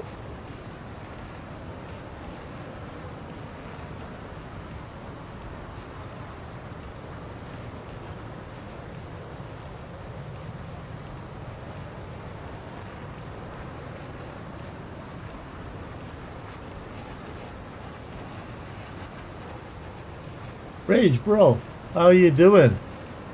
I congratulate for the win yesterday. Or was it last week? Oh, it was last week. Oh, time flies. This week was so fast. It was over like nothing. Unbelievable. As if it was yesterday as you flew the match. But it was last week. So congrats on that. That was a brilliant performance. Toro is not is not an easy team, and you need a lot of discipline to beat a team like this. So kudos. So Breeze again. I would say closest.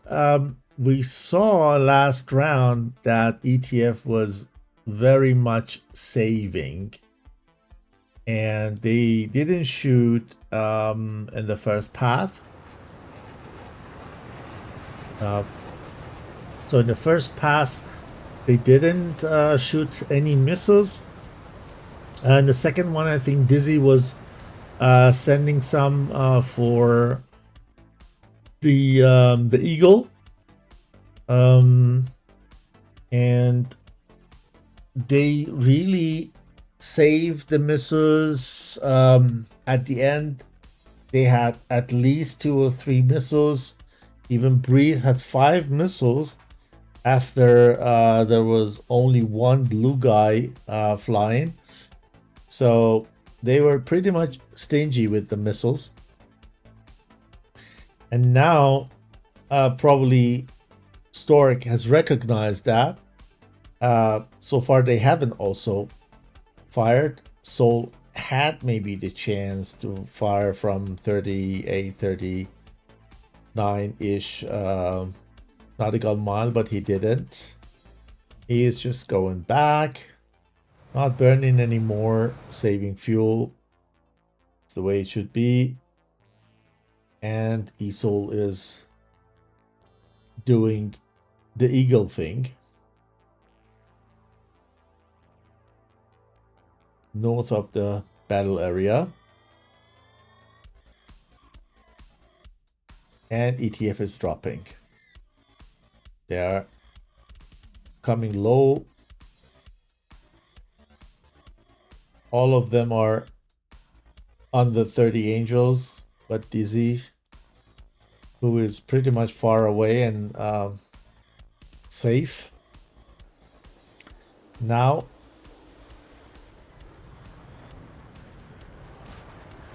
here we go. Burning, nose up, gaining speed. And this is for F-15 probably. They know F-15 is here, and they know F-15 needs to go a big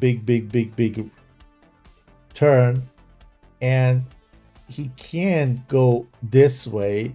He only needs to come this way. So they send the Kata missile to intercept him somewhere here.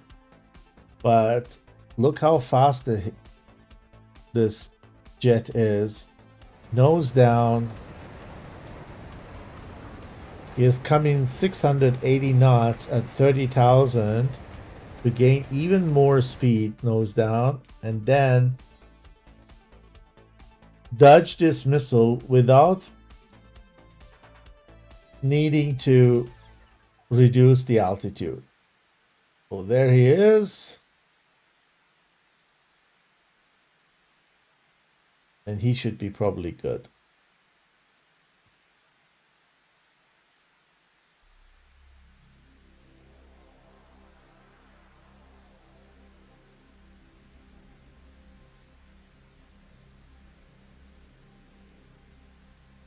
And even climbs up. No problem. But very good shot. I wish it was a little bit earlier. You better do that before the F-15 goes completely hot. You have better chance to hit him.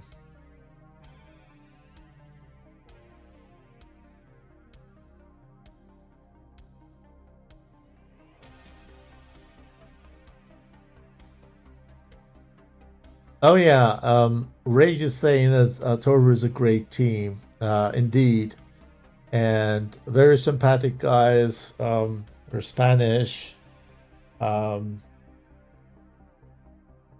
drama team, very friendly. I know exactly what you're saying. So, very careful, both teams. I mean, Stork knows this is the last round. If they lose, ETF is, doesn't need to hurry, doesn't need to risk. Very comfortable. Dizzy Hider, drinking something probably, enjoying the time. Watching the sunset, having a good time.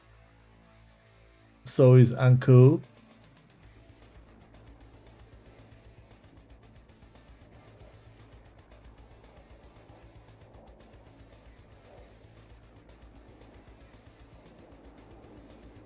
Anku is German. I didn't know that. Okay, and these are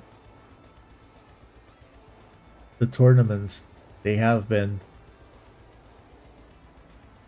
participating and winning depending on the place.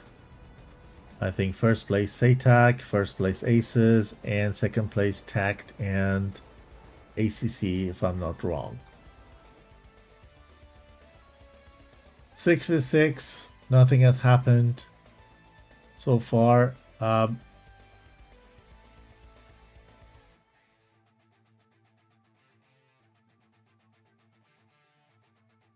Oricon is very low, so is safe.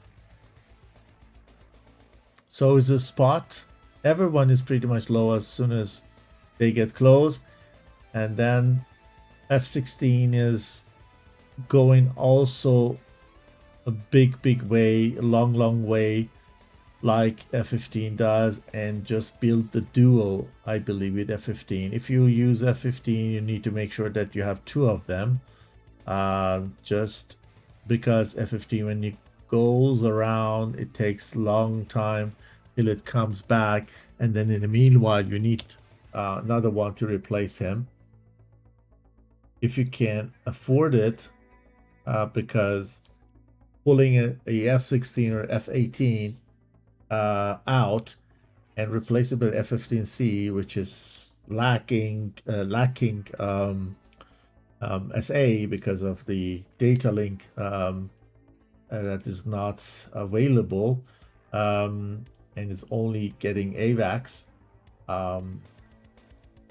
information, is a bit hard as soon as we have the group stage. But when we don't have the group stage anymore, we go to elimination round, it's gonna be very difficult because there's also no AVAX there. And then yeah, having two F-15s, and then you have only 4 fighters who are flying with the full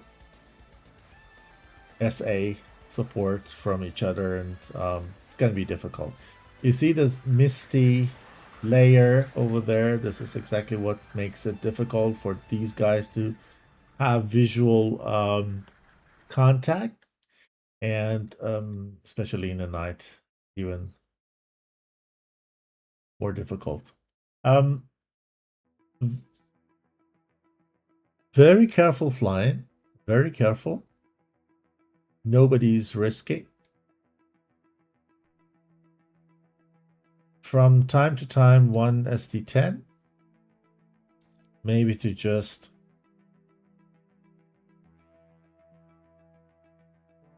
pull them apart. So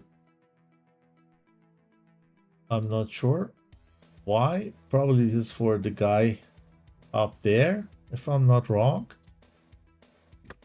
That would be a good shot in that case. Yeah, it is for the high guy. But he's diving like crazy in the F-16. Look at that. And the missile is still coming. Unbelievable. This SD-10 is from another planet.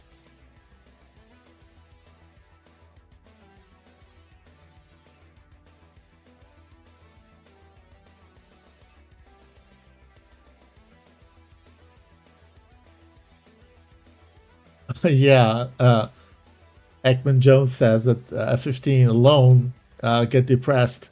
Yeah, right. They need to communicate. But the thing is, they can't even communicate with each other. So they have no data link support. Only when the AVAX is there, they can see a little bit of anything. So they have recognized exactly where the F-15 is by the RWR, because everyone else is here.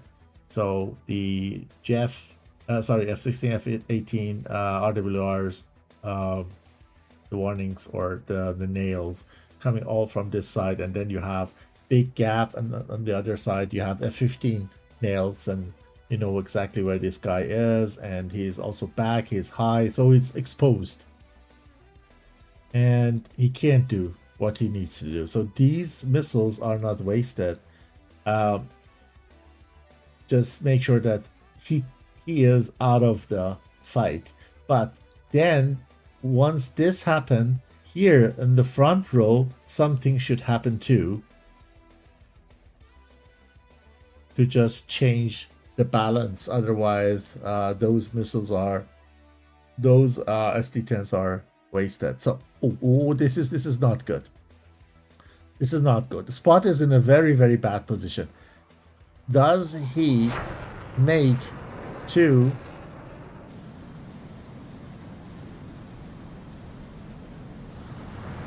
notch it or not? Yeah, he did.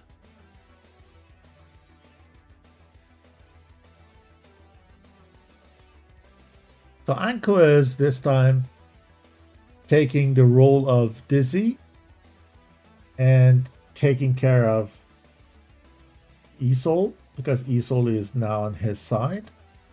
And he is only concentrated on him to find the right moment to put the best SD10 he can on him.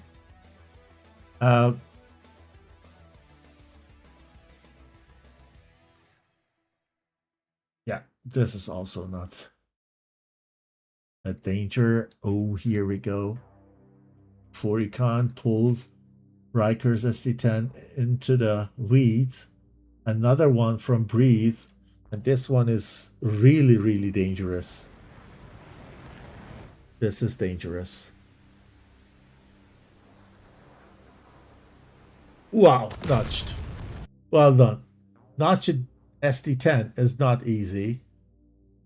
How did he manage to do so? No casualties. It's going to be a fuel fight, I believe. Definitely going to be a fuel fight. Very soon they're out of fuel.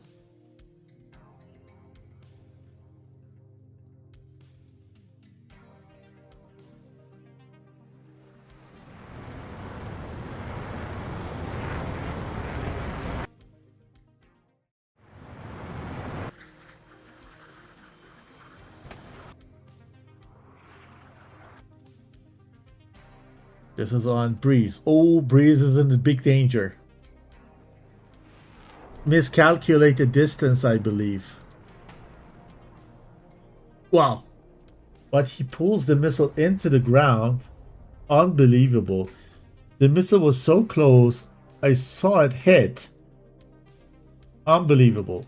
And here, Isol come down. He comes down to 4,000 and exchange a missile. Down. And Anko is good. He merely fired everything he had, but Amram, I believe he was out of Amram.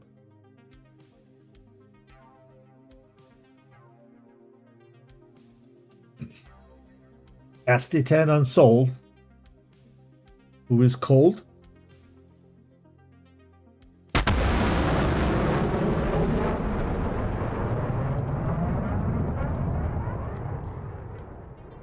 Is good. Another one on Krim. Low and fast. Is that enough? Notched it. Well done. Really good team. Very good team. 5 versus 5. So 1 down from each side. We're going to see an attack view.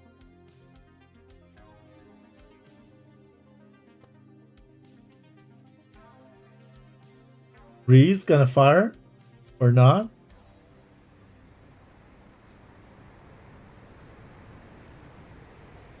Nope, he didn't.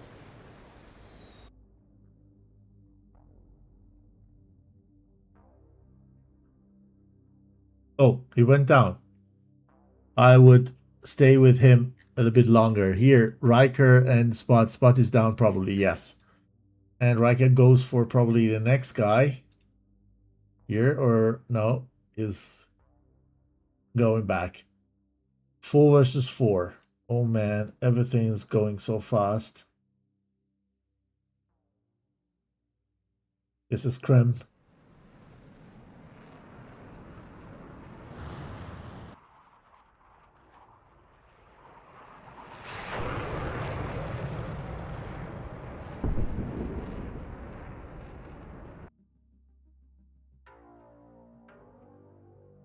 Okay, this is Dennis also going nowhere.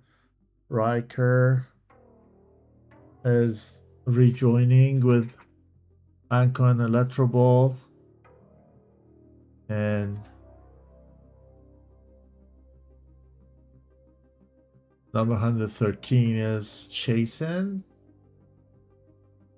Everyone is low. Only Anko is a bit higher than everyone else. And this is not much higher because this region is very, very high place. So as soon as you're a little bit over the mountains to be able to see the target, then you have 10, 12,000 feet of altitude. Even though here is not very trainous area, it's quite flat. Oh, Riker took one down. Sol on Anku. Doesn't see Anku actually. Sol doesn't see Anku because he's so focused on the Electro Ball. And then Riker is probably here in danger for Furakan's missile, which he can't.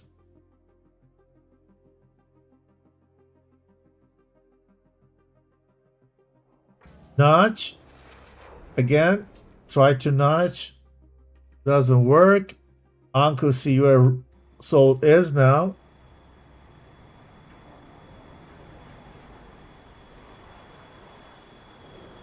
Goes into the close combat. Okay, dogfight. Nighttime. Dogfight is quite difficult. Probably they have the gamma set the way they can see it, but I believe somebody else engages. They give signs by flare-in to IFF. Very difficult situation to interrogate who is who. Look, the beehive. Anku is down. Lasky is the last one. We're going to see a third round, guys. Probably we're going to see a third round.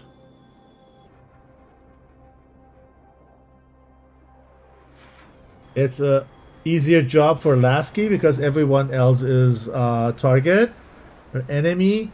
Those guys don't know who's who. Visually, for sure.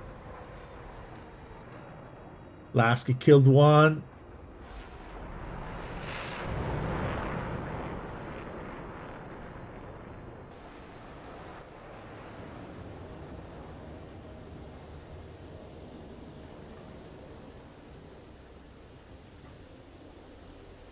How many remaining? 2 versus 1.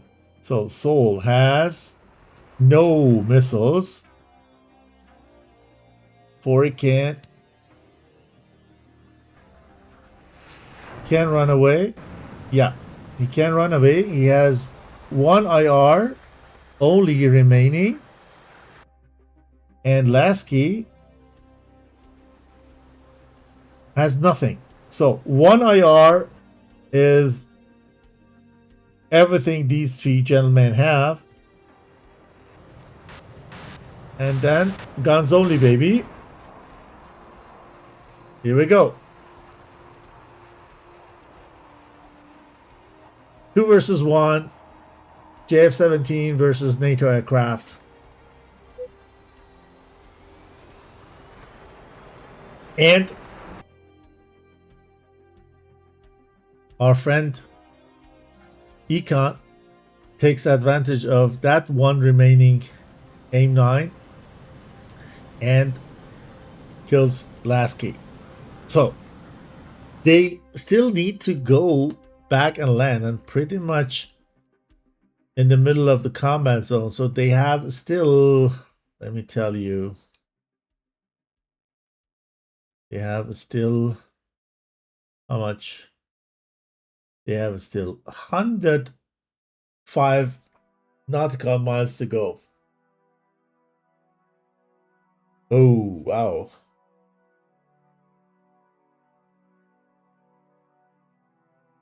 That's going to be a long night. That's going to be a very, very long night.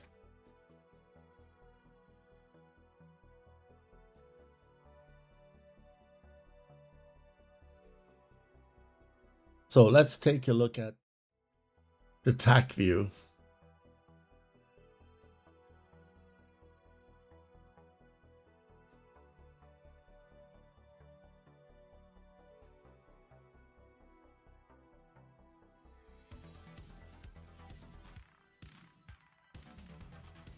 3 times the speed.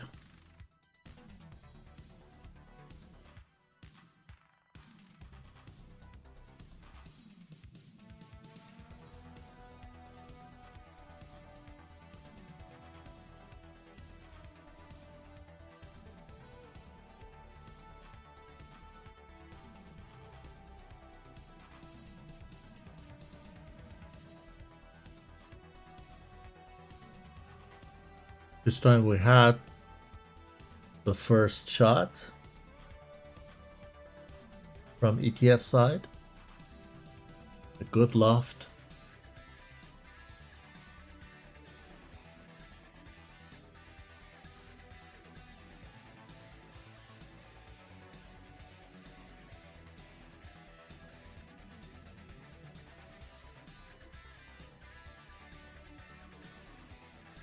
.9 Mach of speed for the F-15. Incredible.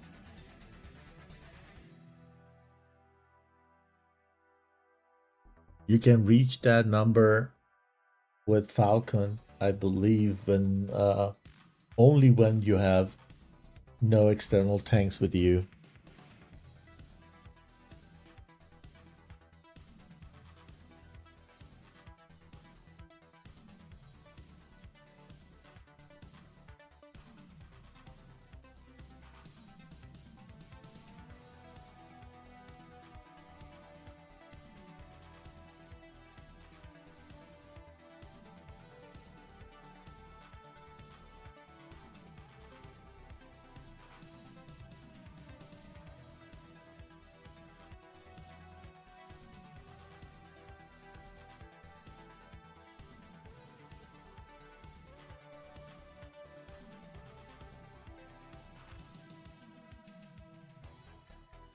F-15, high and fast,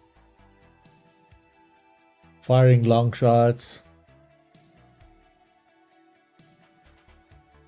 and then Anku takes over.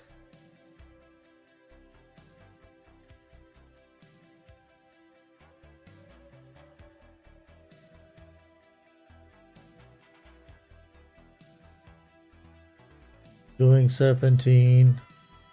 Perfect. That's how it should be. Anko for ESOL.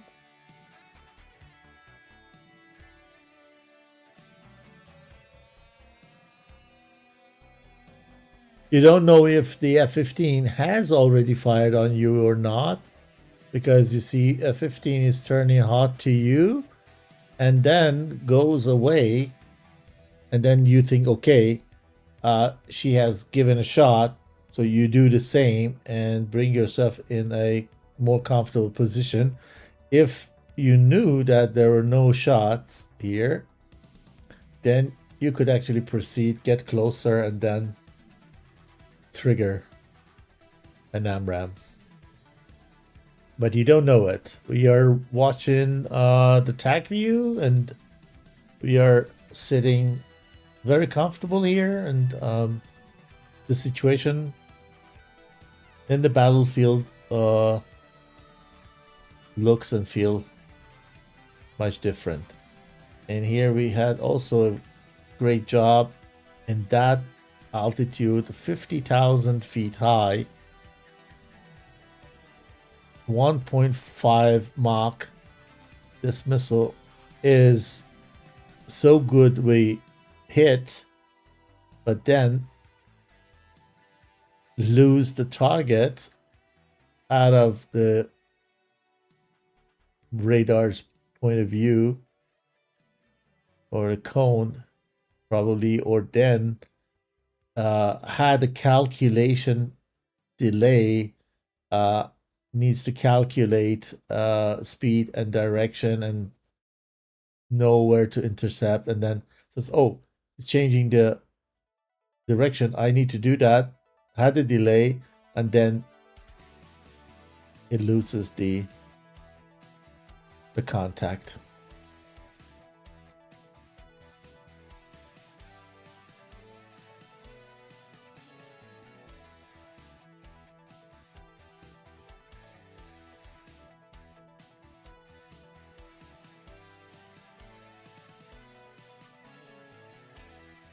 Anku is doing great job.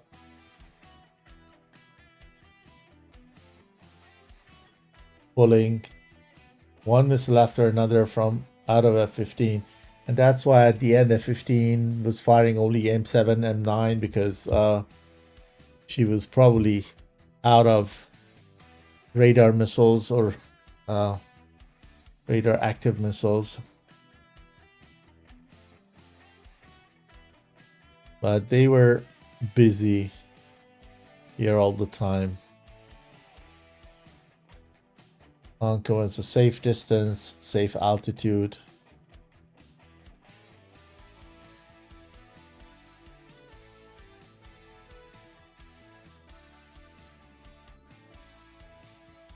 This is what we saw. He can pull the missile to the ground very, very beautifully.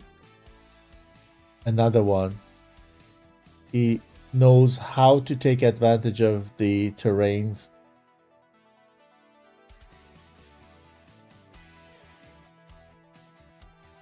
Did a great job to my taste.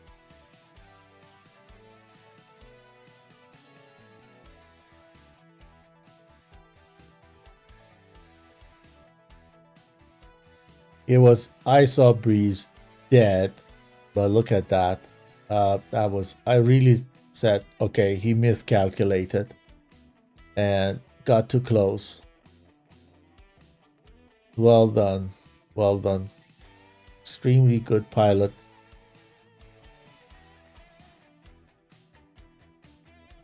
And Foricon is doing a great job notching one missile after another or pulling into the ground. For me, one of the best today.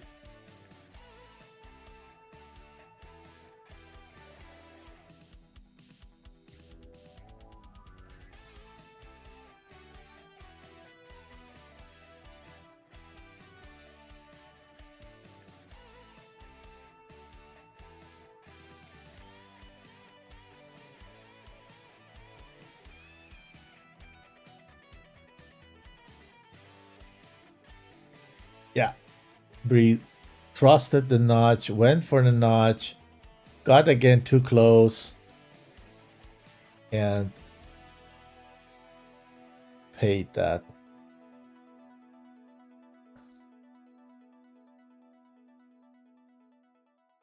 I'm so happy I'm not facing any of these two teams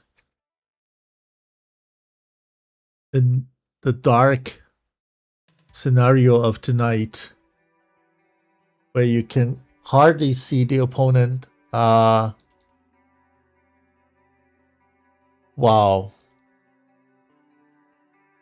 What was that? Let's go back to normal speed.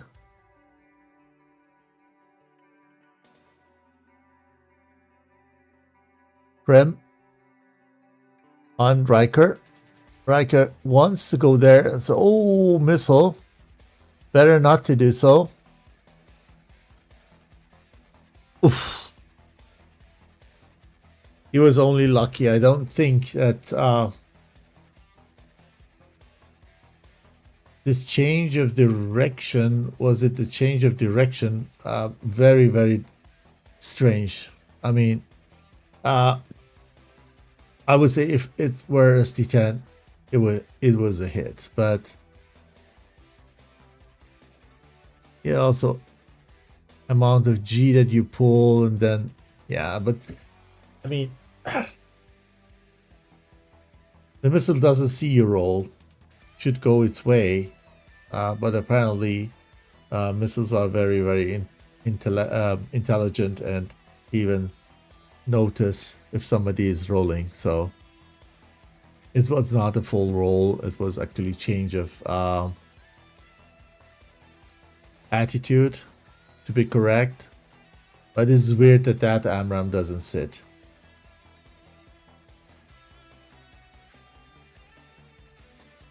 So everybody is acting on his own, especially on the blue side. I saw more mutual support from the red side. Blue is acting pretty much maverick.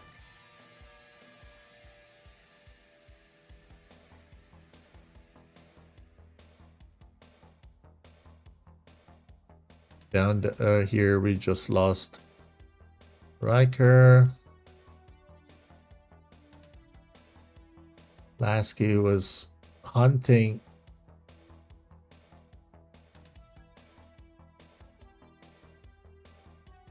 or had difficulty to find out who he needs to hunt. Here the situation was not good. Probably people were asking for help. Then the situation changed, even though Electroball was down. Then Uncle was in the driving seat and had Souls 6. So Lasky better concentrate.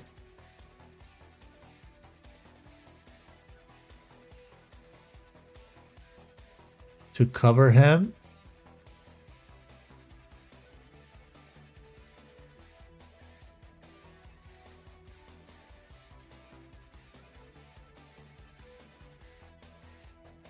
Then we have the name 9 here.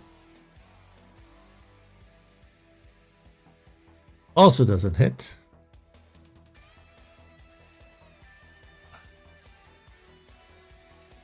Even though he's not going for a flare.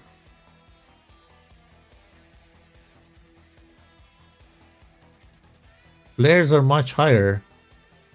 Flares are going down. Missile is going high.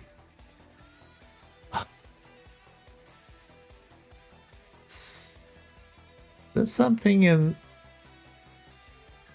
JF-17's code makes it vulnerable, not unvulnerable, something like that, or invisible to missiles. And then now it hits because the radar cross section is like God. But it's an IR missile. Irrelevant.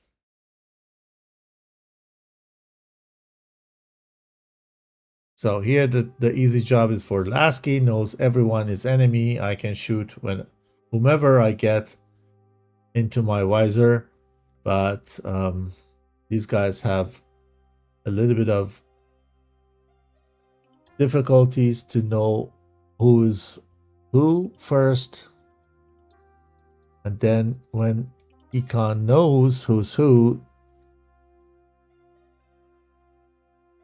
gets back, build the distance probably to be able to take advantage of that aim 9. Now they are low, everyone is low, probably lost SA, probably AVAX we're not seeing.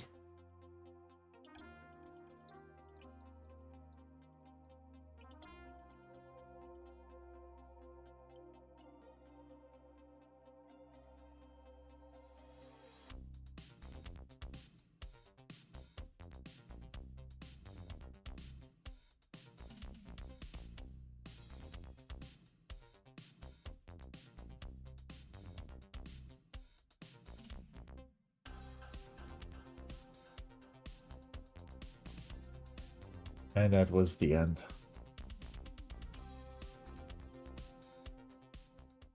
So the first guy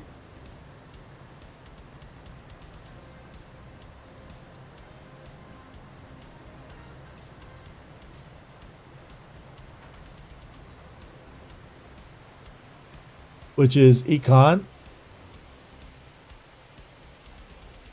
is kind of at final.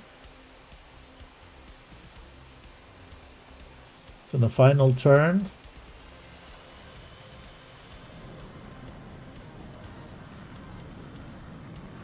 We'll secure the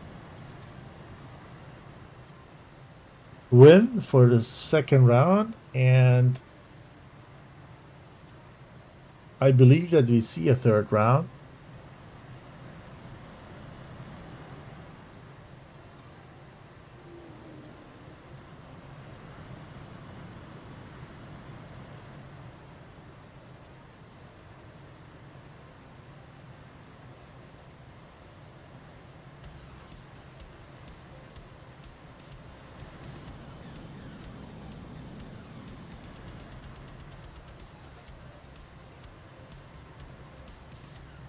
Yep.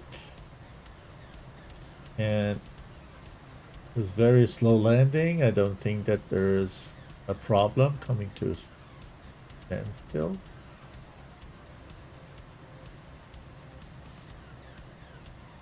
So nobody has predicted correctly. The question was, do we see a third round tonight? And everyone participated said no. So very confident that ETF is going to win. And because we're seeing there is no winner, I believe. Yeah. There is no. So Soul is also on the way. Passing the AVAX. Up there. But he is, I believe, very slow. Yeah, 170 knots. And altitude is dropping. The RPM is 20. So actually the engines are okay. He has the brakes on. Why? Probably forgotten to close the brakes. So he is 170 knots, 12% RPM. So either he has, let's say, lost a lot of fuel because of that brake, because he didn't notice that the brake is on. And maybe he could manage when the brakes were retracted 20 miles. I would say from that altitude, if the brake is on for longer period, then would make it to come and land. But it doesn't change the result. Let's go and change it. This is still around 2, but the red score is going to be also 1 at the end of the round.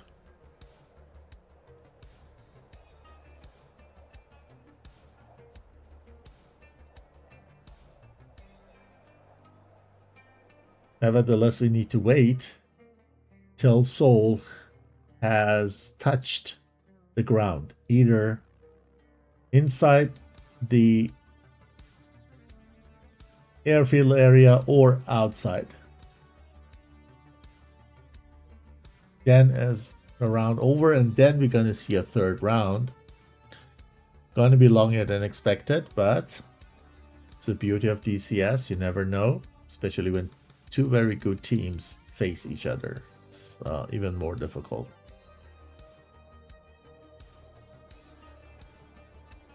Gamma is full,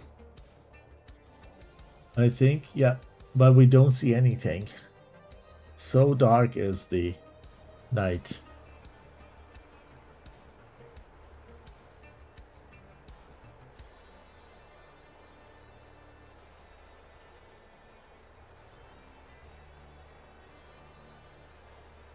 Is the brake? Yeah, the brake is still on. Could it be? I can't see it anymore. But I think so.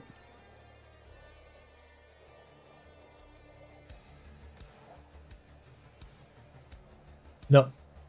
He closed it. Either he noticed that or got a hint. But even then, he's not gonna make it. I can't believe that he makes another 15 miles or 12, 13 miles when the engine is out. Because he's low, drag is higher. And the speed is already 150. It's falling from the sky very soon. RPM 5%. This is just because of the wind. The flight wind. I mean, it is a miracle when he makes it, and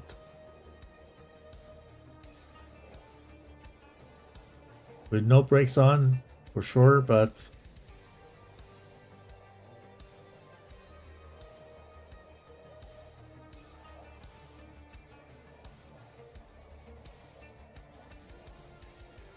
there is hope.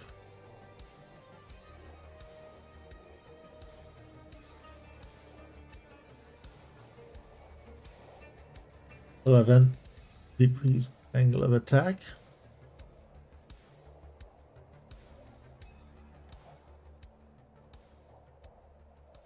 I would call it nose high instead of angle of attack.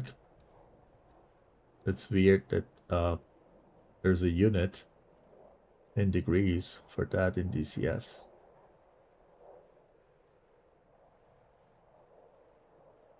How far are we? Okay, he needs to touch down here. We have 5.5 miles. Oh man, it's going to be very difficult. He is constantly maintaining the 155 knots of speed. How is he doing this? Because he's losing altitude like hell. He's losing at least 1,000 feet per minute or even more. But even though now fly with 165 knots, even though the air is more thick. Incredible.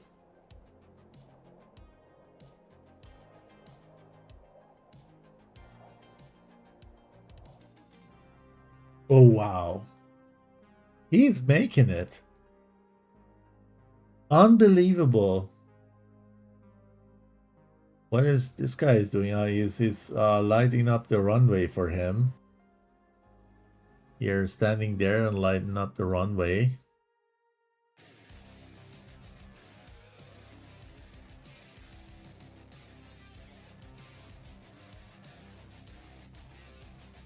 And he's coming from this side.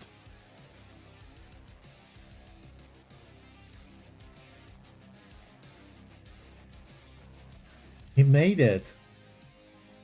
Unbelievable.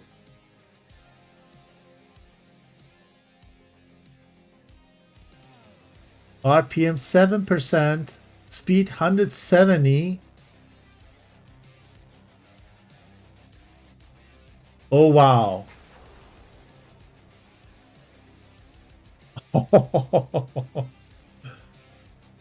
Unbelievable. Okay. So, guys, same drill. So, mission restart, 2-3 minutes of pause, intermission. Don't go anywhere.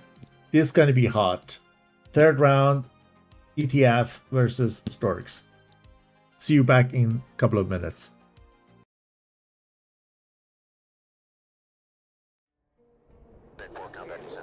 Top Gun 556, fly heading 040, maintain 16,000, report to field in sight.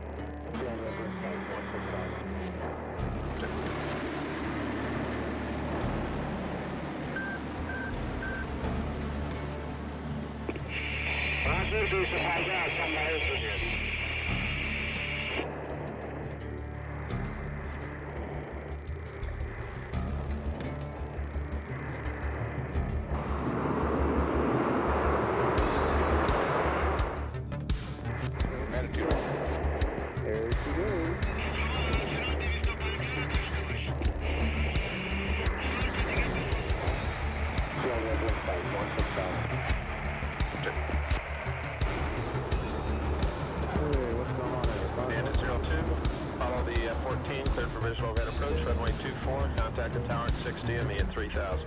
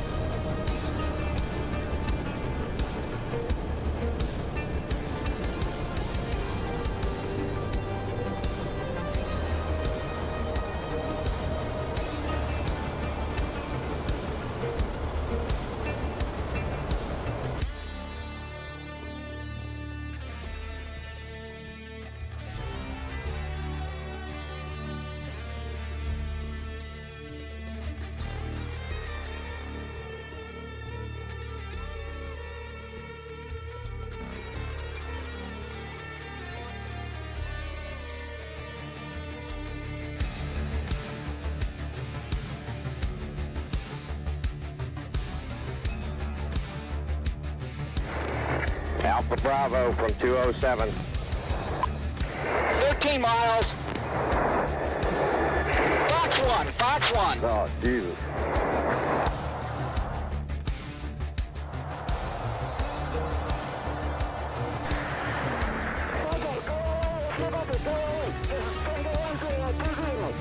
Okay, so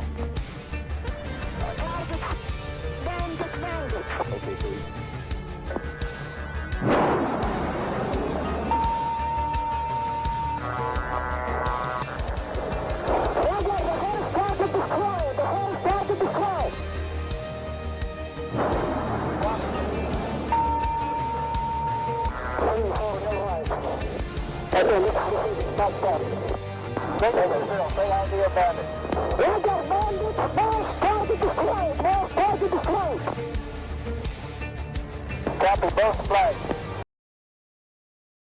Running a dedicated DCS server can be complex, time-consuming, and expensive. And after all that effort, you still might not get the smooth, seamless experience you're looking for. That's why virtual pilots and virtual squadrons choose MasterArm as a ready-for-immediate-use solution and for peak efficiency.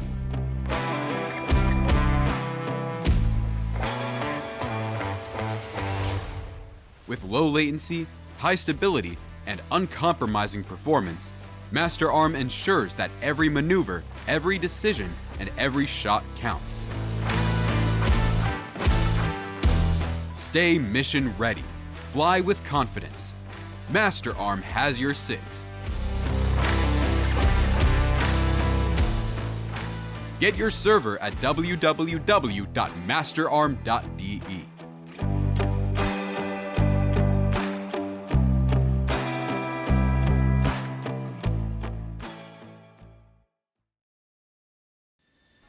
So welcome back, guys. Round 3 match, ETF versus Storks. Turbulent first 2 rounds. Everyone made to win 1 round. So with a correction here, we have round 3 of 3 now. And the result is balanced. The winner will be decided after this round. We can also have a draw at the end, so we don't know. That'd be very interesting.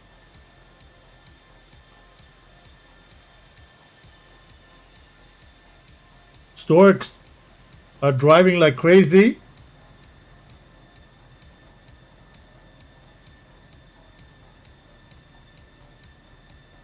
make it as quick as possible. So I needed to eat something.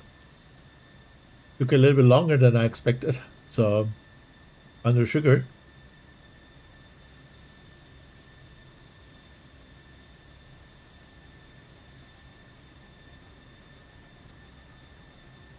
So now the question is, who's gonna win? Let's do a last prediction of the day.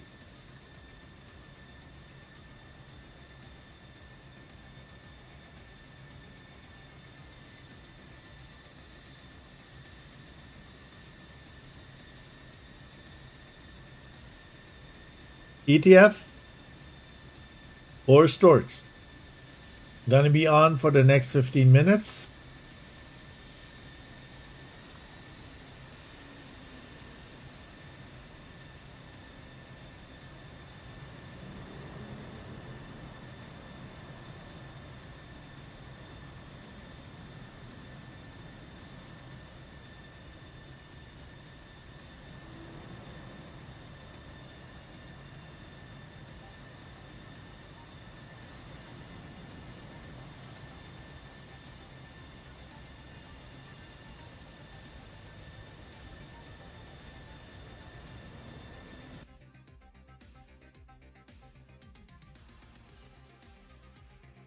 Red is there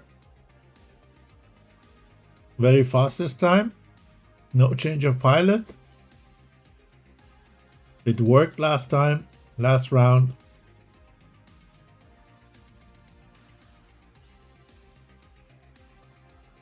And I don't expect the ETF to also do any change.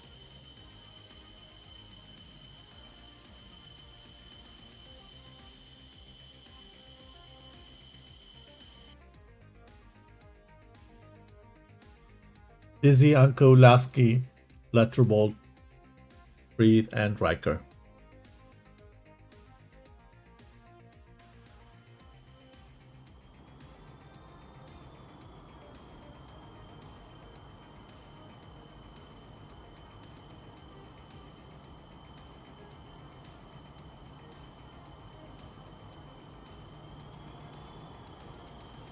Stream is ready.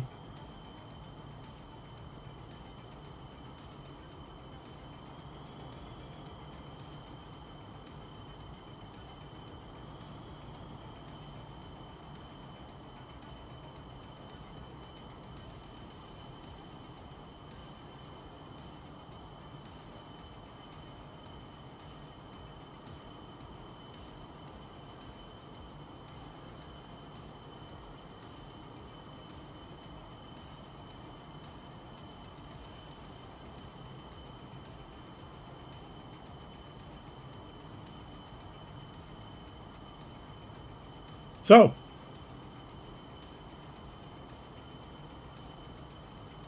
the deciding round, final for tonight.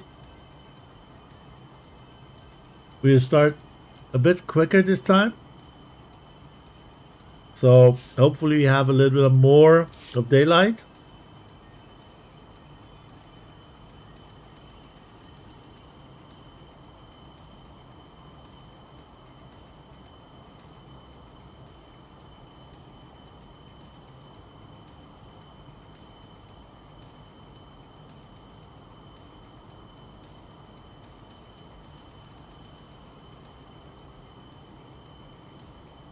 Both teams are still not ready.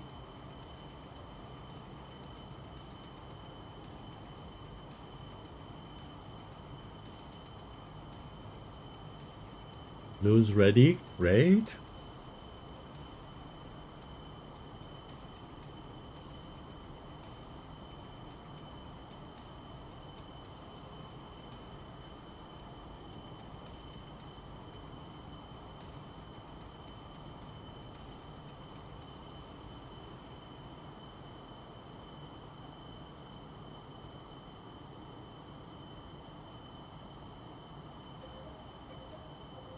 Red has a little bit of delay.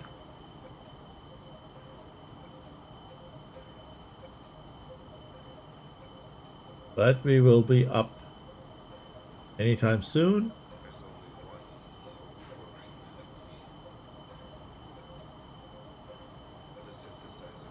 A very difficult prediction, I think.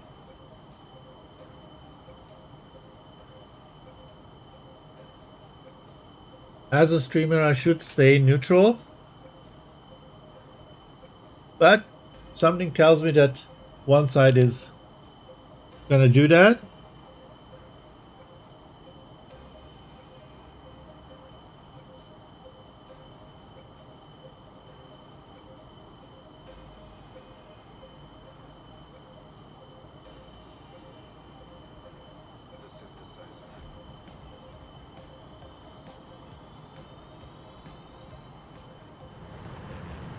Oh, I didn't type 2. I jumped from 3 to 1.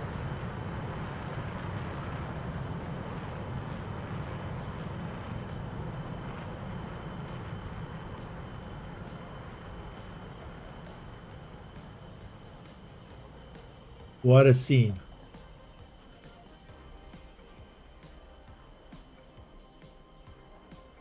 Beautiful. And separating directly.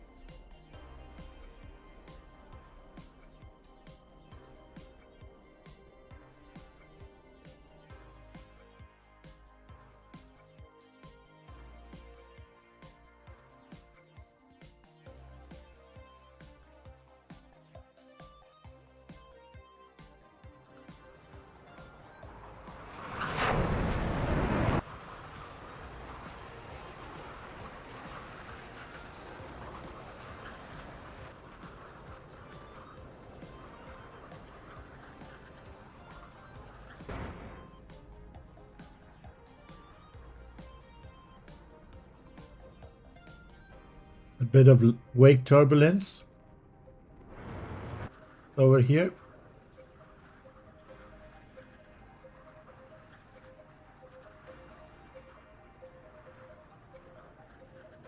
Oh, this keyboard giving me a hard time.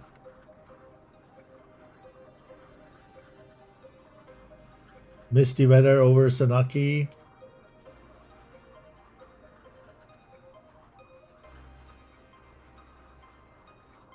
At the shores of Black Sea in Georgia, I believe, still? Or is it already Russia? Sukumi. I think it's already Russia. Could it be?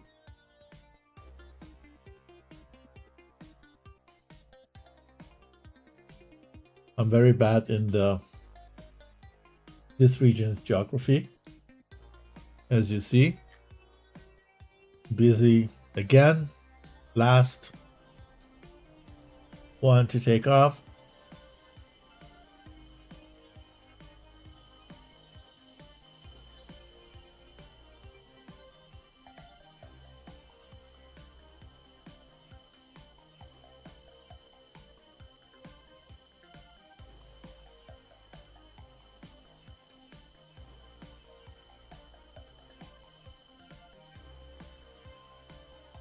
Without ECM pod,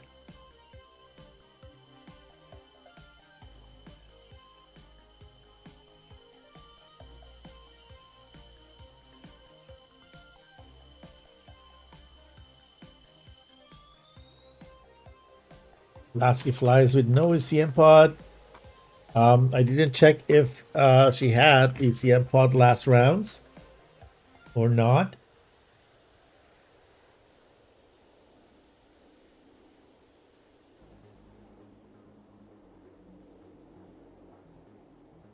Here we go. Much of loads for an MiG-29 engine.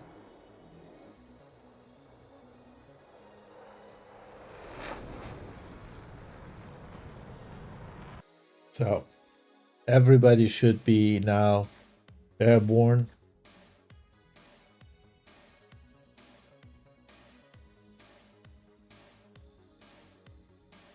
+6 air AVACs.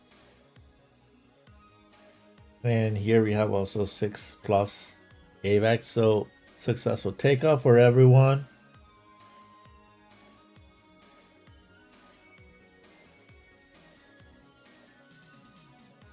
Go and predict. This is the last prediction. So guys,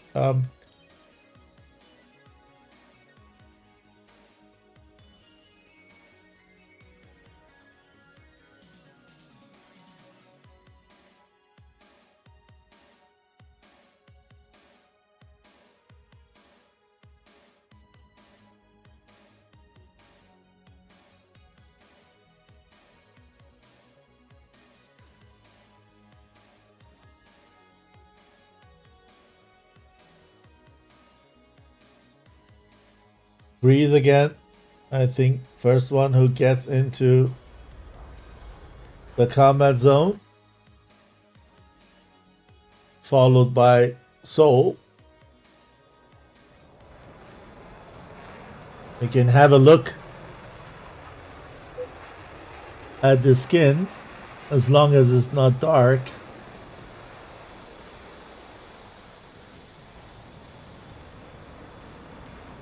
Stork is multinational.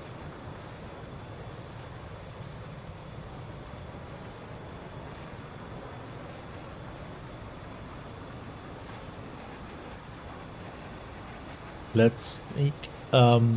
They are Ukrainian, Belarusian, and Russian.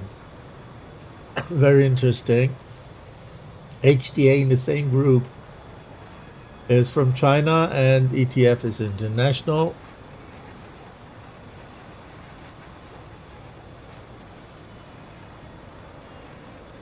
We have an Azerbaijani team this year, 80 seconds. To be honest, seeing that for the first time, so pretty much interested in seeing how they're doing. Not that they are new, they're new to me. Maybe they're a new team. I don't know. I need to just retrieve a little bit of more insight once I stream any of their matches, but very much interested in seeing how they perform. Okay. Red is in the bubble. Blue still.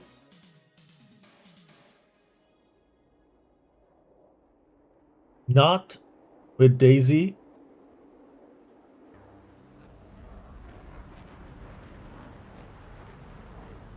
Still outside.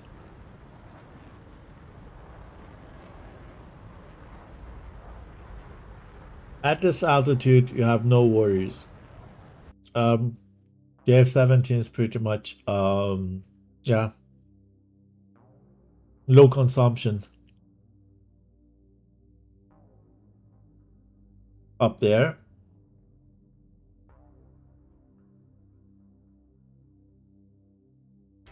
ETF is all over 40,000 and higher.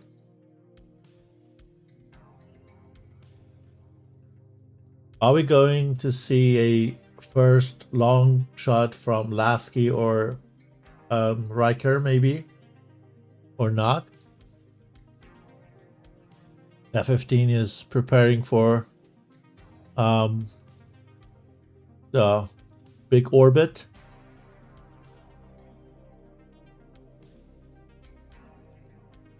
And here F-16 is trying to compensate the absence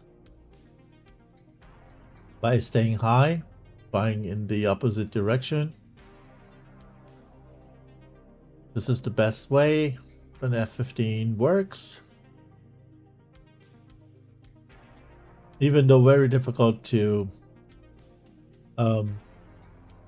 coordinate two different types, especially when one is lacking data link.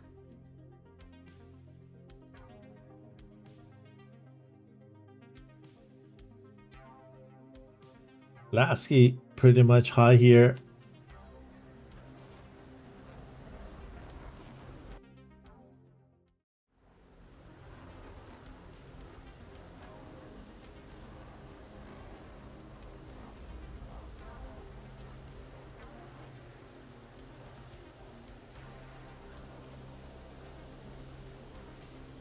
No. They're not firing.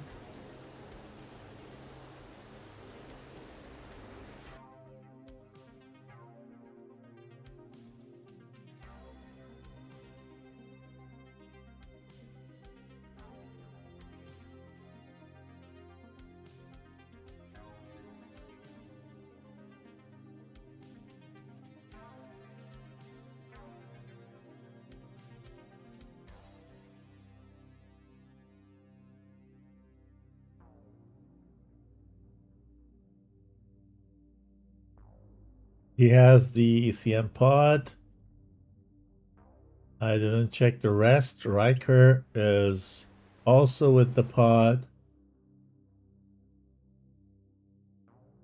Electroball. I think Dizzy is the only one without the pod.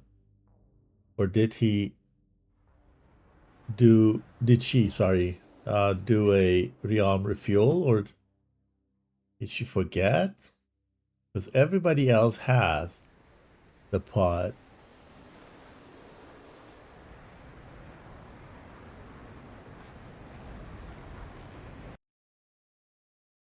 No missiles off the rail so far.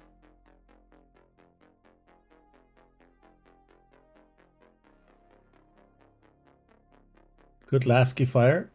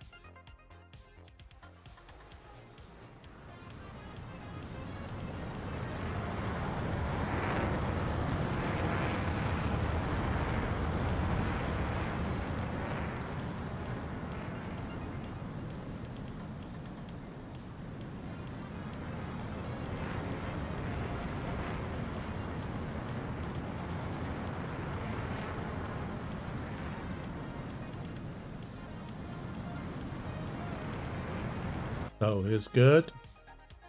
STM is far behind, but this one on Forican is probably a little bit nasty.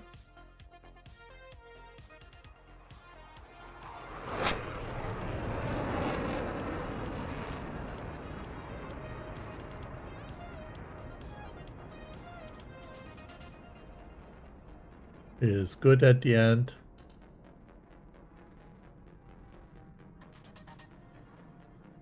ETF is pretty much in the red side territory.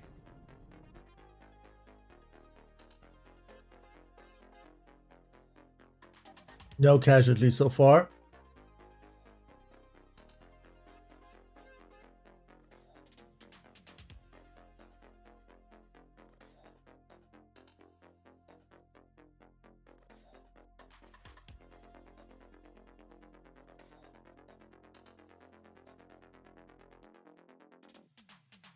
$113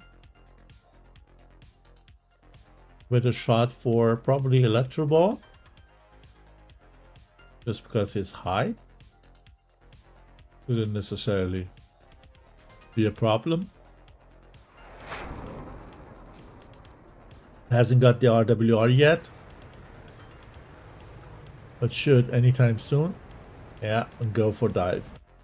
Okay, took him down from that altitude. Dizzy is having a good time up there. Back. Busy again with F-15C as the first round. They're meant for each other. Okay. ETF is more spendable this round. They left Esol to Dizzy and doing the 5 versus 5 here. Where again we see the two ships staying together, covering and supporting each other very closely.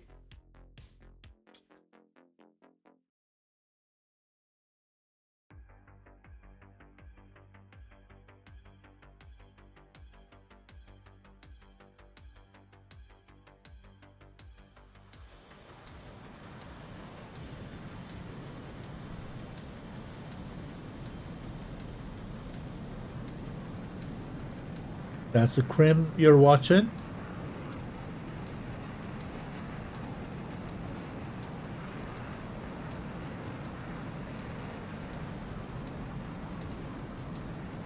Exchange between Dizzy and 113 on the left side.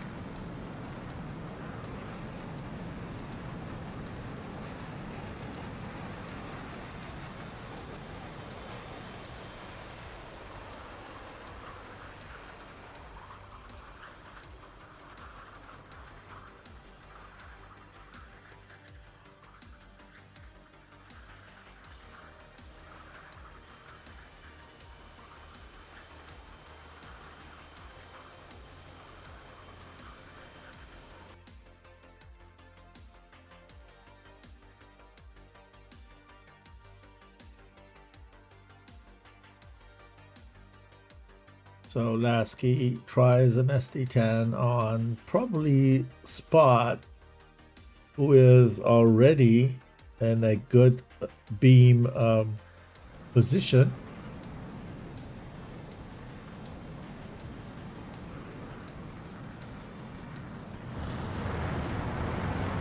No, it was for Econ, I believe. Or, yeah. Was for him. Here.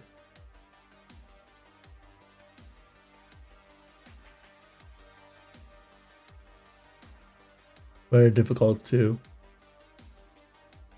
see for whom it was.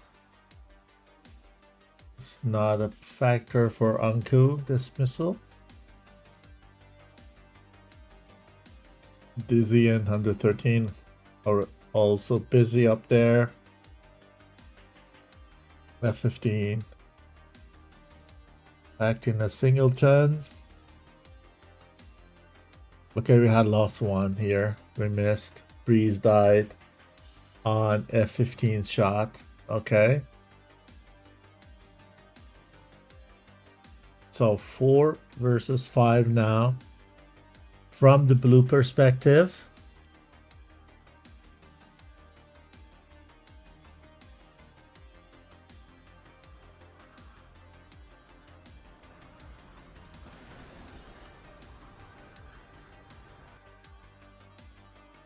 That was Econ's shot on Anku. Ugh, gonna be difficult. But he made it. Well done. Pulled that beautifully into the ground.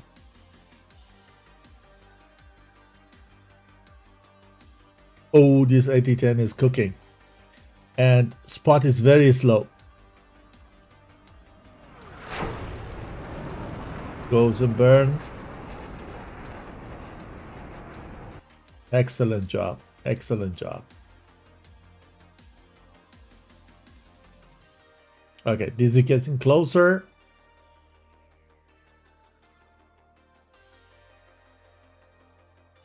Everybody is doing the job perfectly that they are assigned to.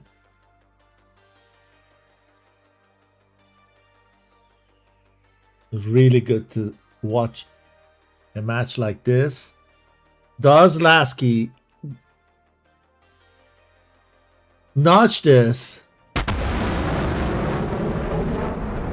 No. He doesn't. But Spot. So 6 versus 4 now. Anka got next missile to notch.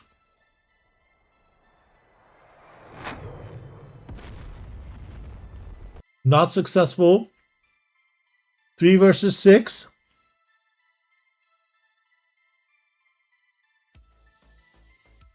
This SD10 is aggressive. Wow. And this one.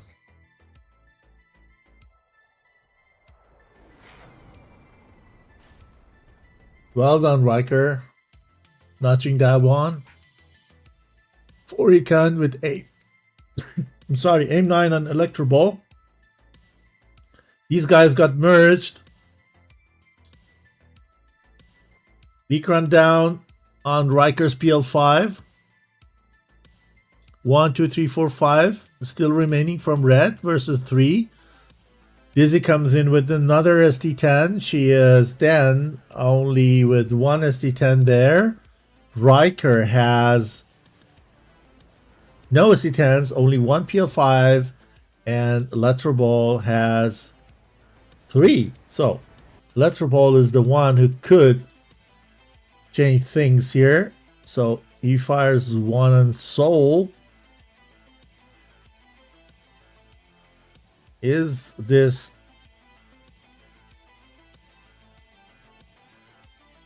able? Is not burning anymore. She is not burning anymore, but she is quite fast. Does she make it? No, she makes stupid movements and doesn't do.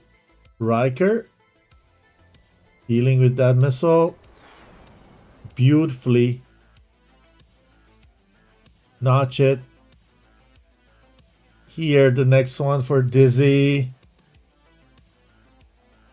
Also unbelievable. Next, Electro Ball on Easel. This is a very, very close one. Very close one. F15. Not getting away from it. 3 versus 4. There is still a chance for ETF, especially Electro Ball with that number of missiles still remaining. Crim here with IRs on the opponent with only one PL5. Merge.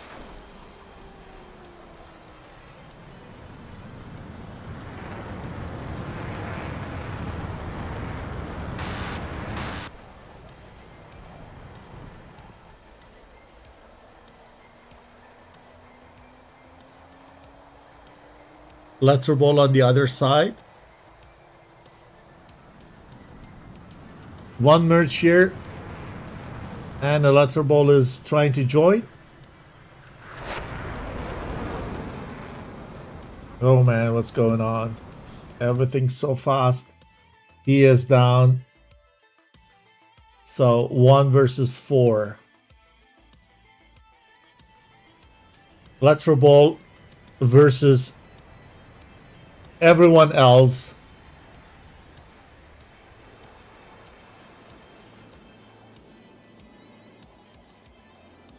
Gonna be difficult. He has 2 PL5s.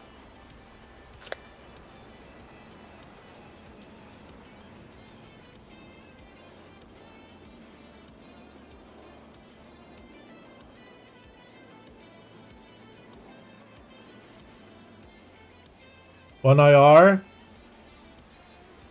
He doesn't see it, but he line of sights it.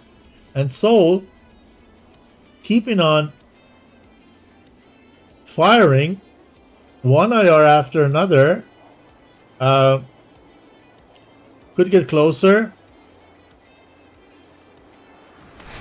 Okay.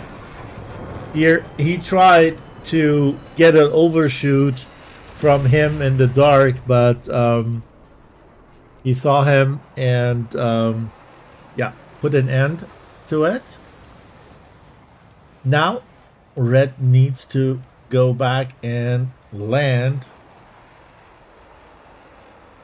to secure the win. 4 still there, and they have a distance of 80 something, 81, 82 nautical miles to fly. I trust that at least one of them has enough fuel. Wow, what a match. Do you want to watch the attack view again?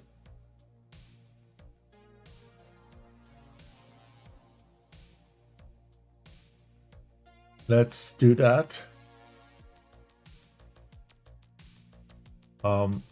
Here we go.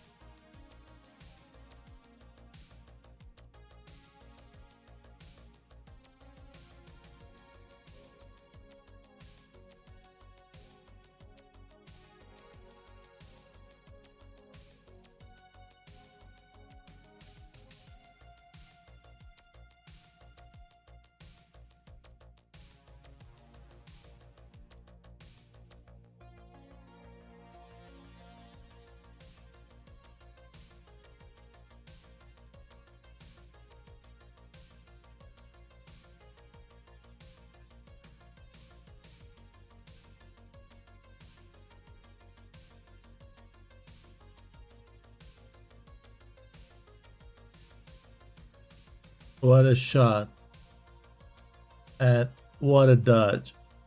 Well done, Letterbo.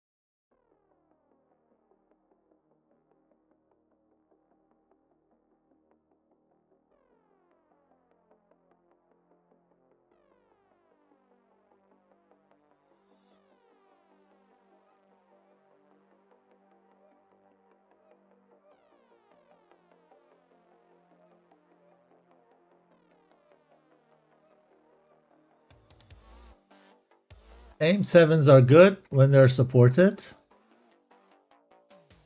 Useless when they're not. So very risky to fire them from distance when you know that you go cold. Unbelievable. Unbelievable.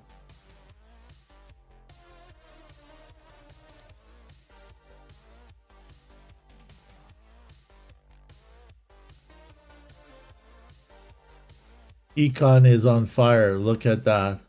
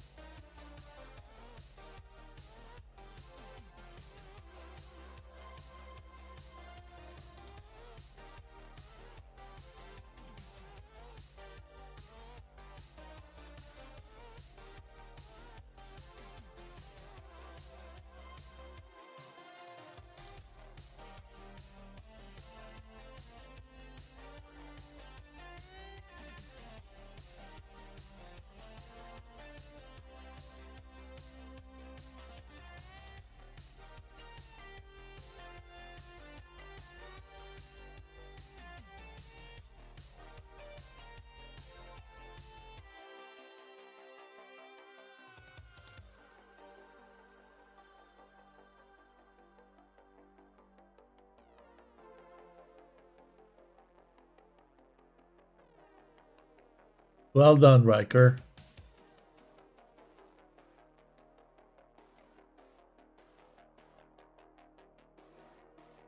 How did Electrobolt did this? How did he do that?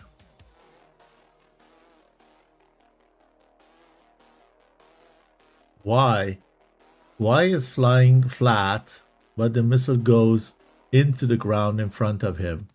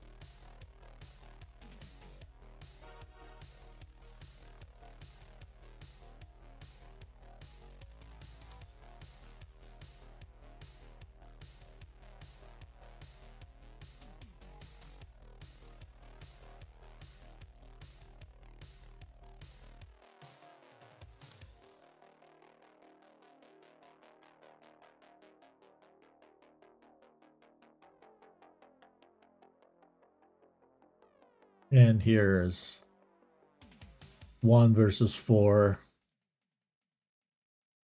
Soul is a little bit impatient, firing the second one without a lead, but nevertheless,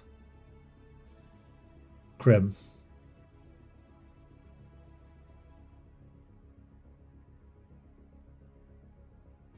was there.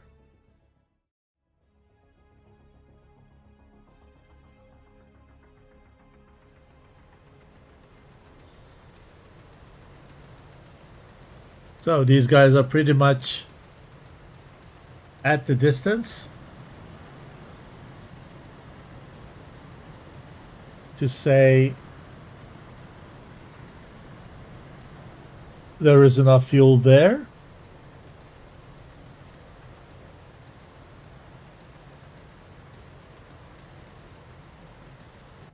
And there's a still bit of sun rays over there, so this was quicker, the quickest round of 3.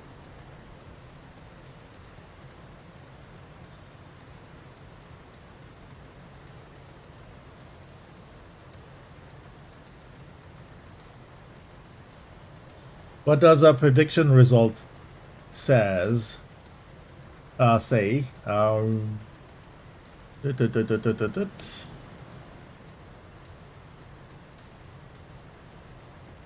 Anyone out there doubting that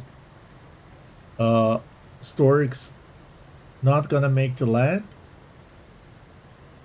So it was pretty much even.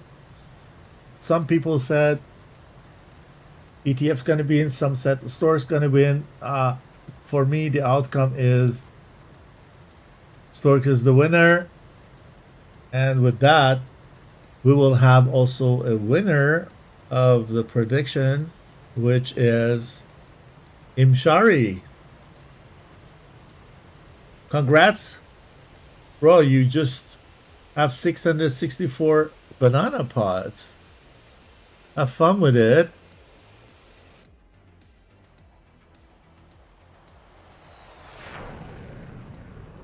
Oh, that was a touch and go. Was too fast? Or wasn't it enough?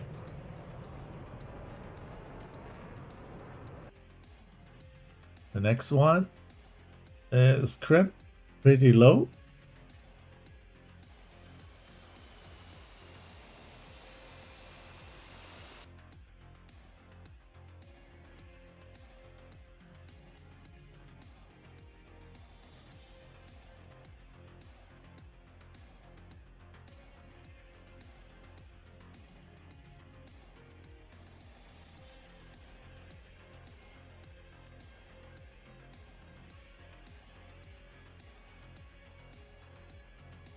I wanted to get a cool scene, but I was too slow.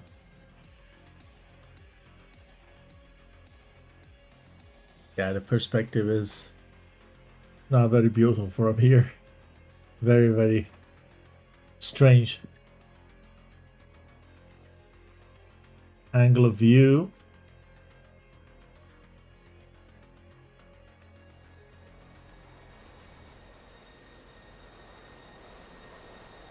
Oh, the tanks are still there.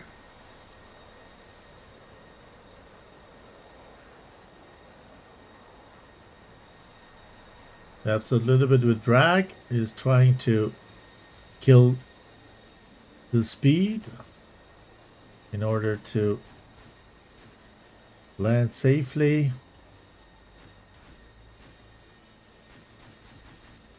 Be easier with the tanks on.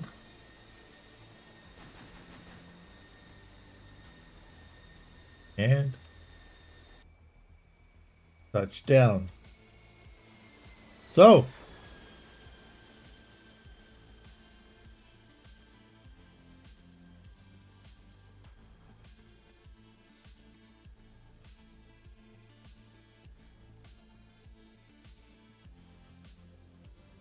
now we go for the result. Red score 2 and ETF 1. So the winner is Storks. I congratulate them for the win, and also ETF for the solid performance. It was not enough today or tonight, but that was a fantastic fight tonight. I enjoyed it a lot, and I hope you guys too. Tomorrow will be one more match between 501st and Red Stars. So make sure that you watch it. I believe, if I'm not wrong, let me check. Boom, boom, boom. Let me check who is gonna stream that.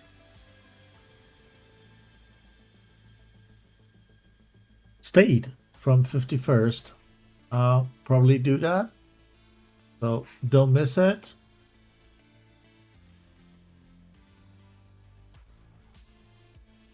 And that was it for today. Wish you a beautiful rest of Saturday. As I said, the match tomorrow is the only one on Sunday, I believe. All the other matches are rescheduled to the next weekend. I hope you enjoyed it. It was a great match tonight. Hope seeing you soon. Take care of yourself and stay tuned.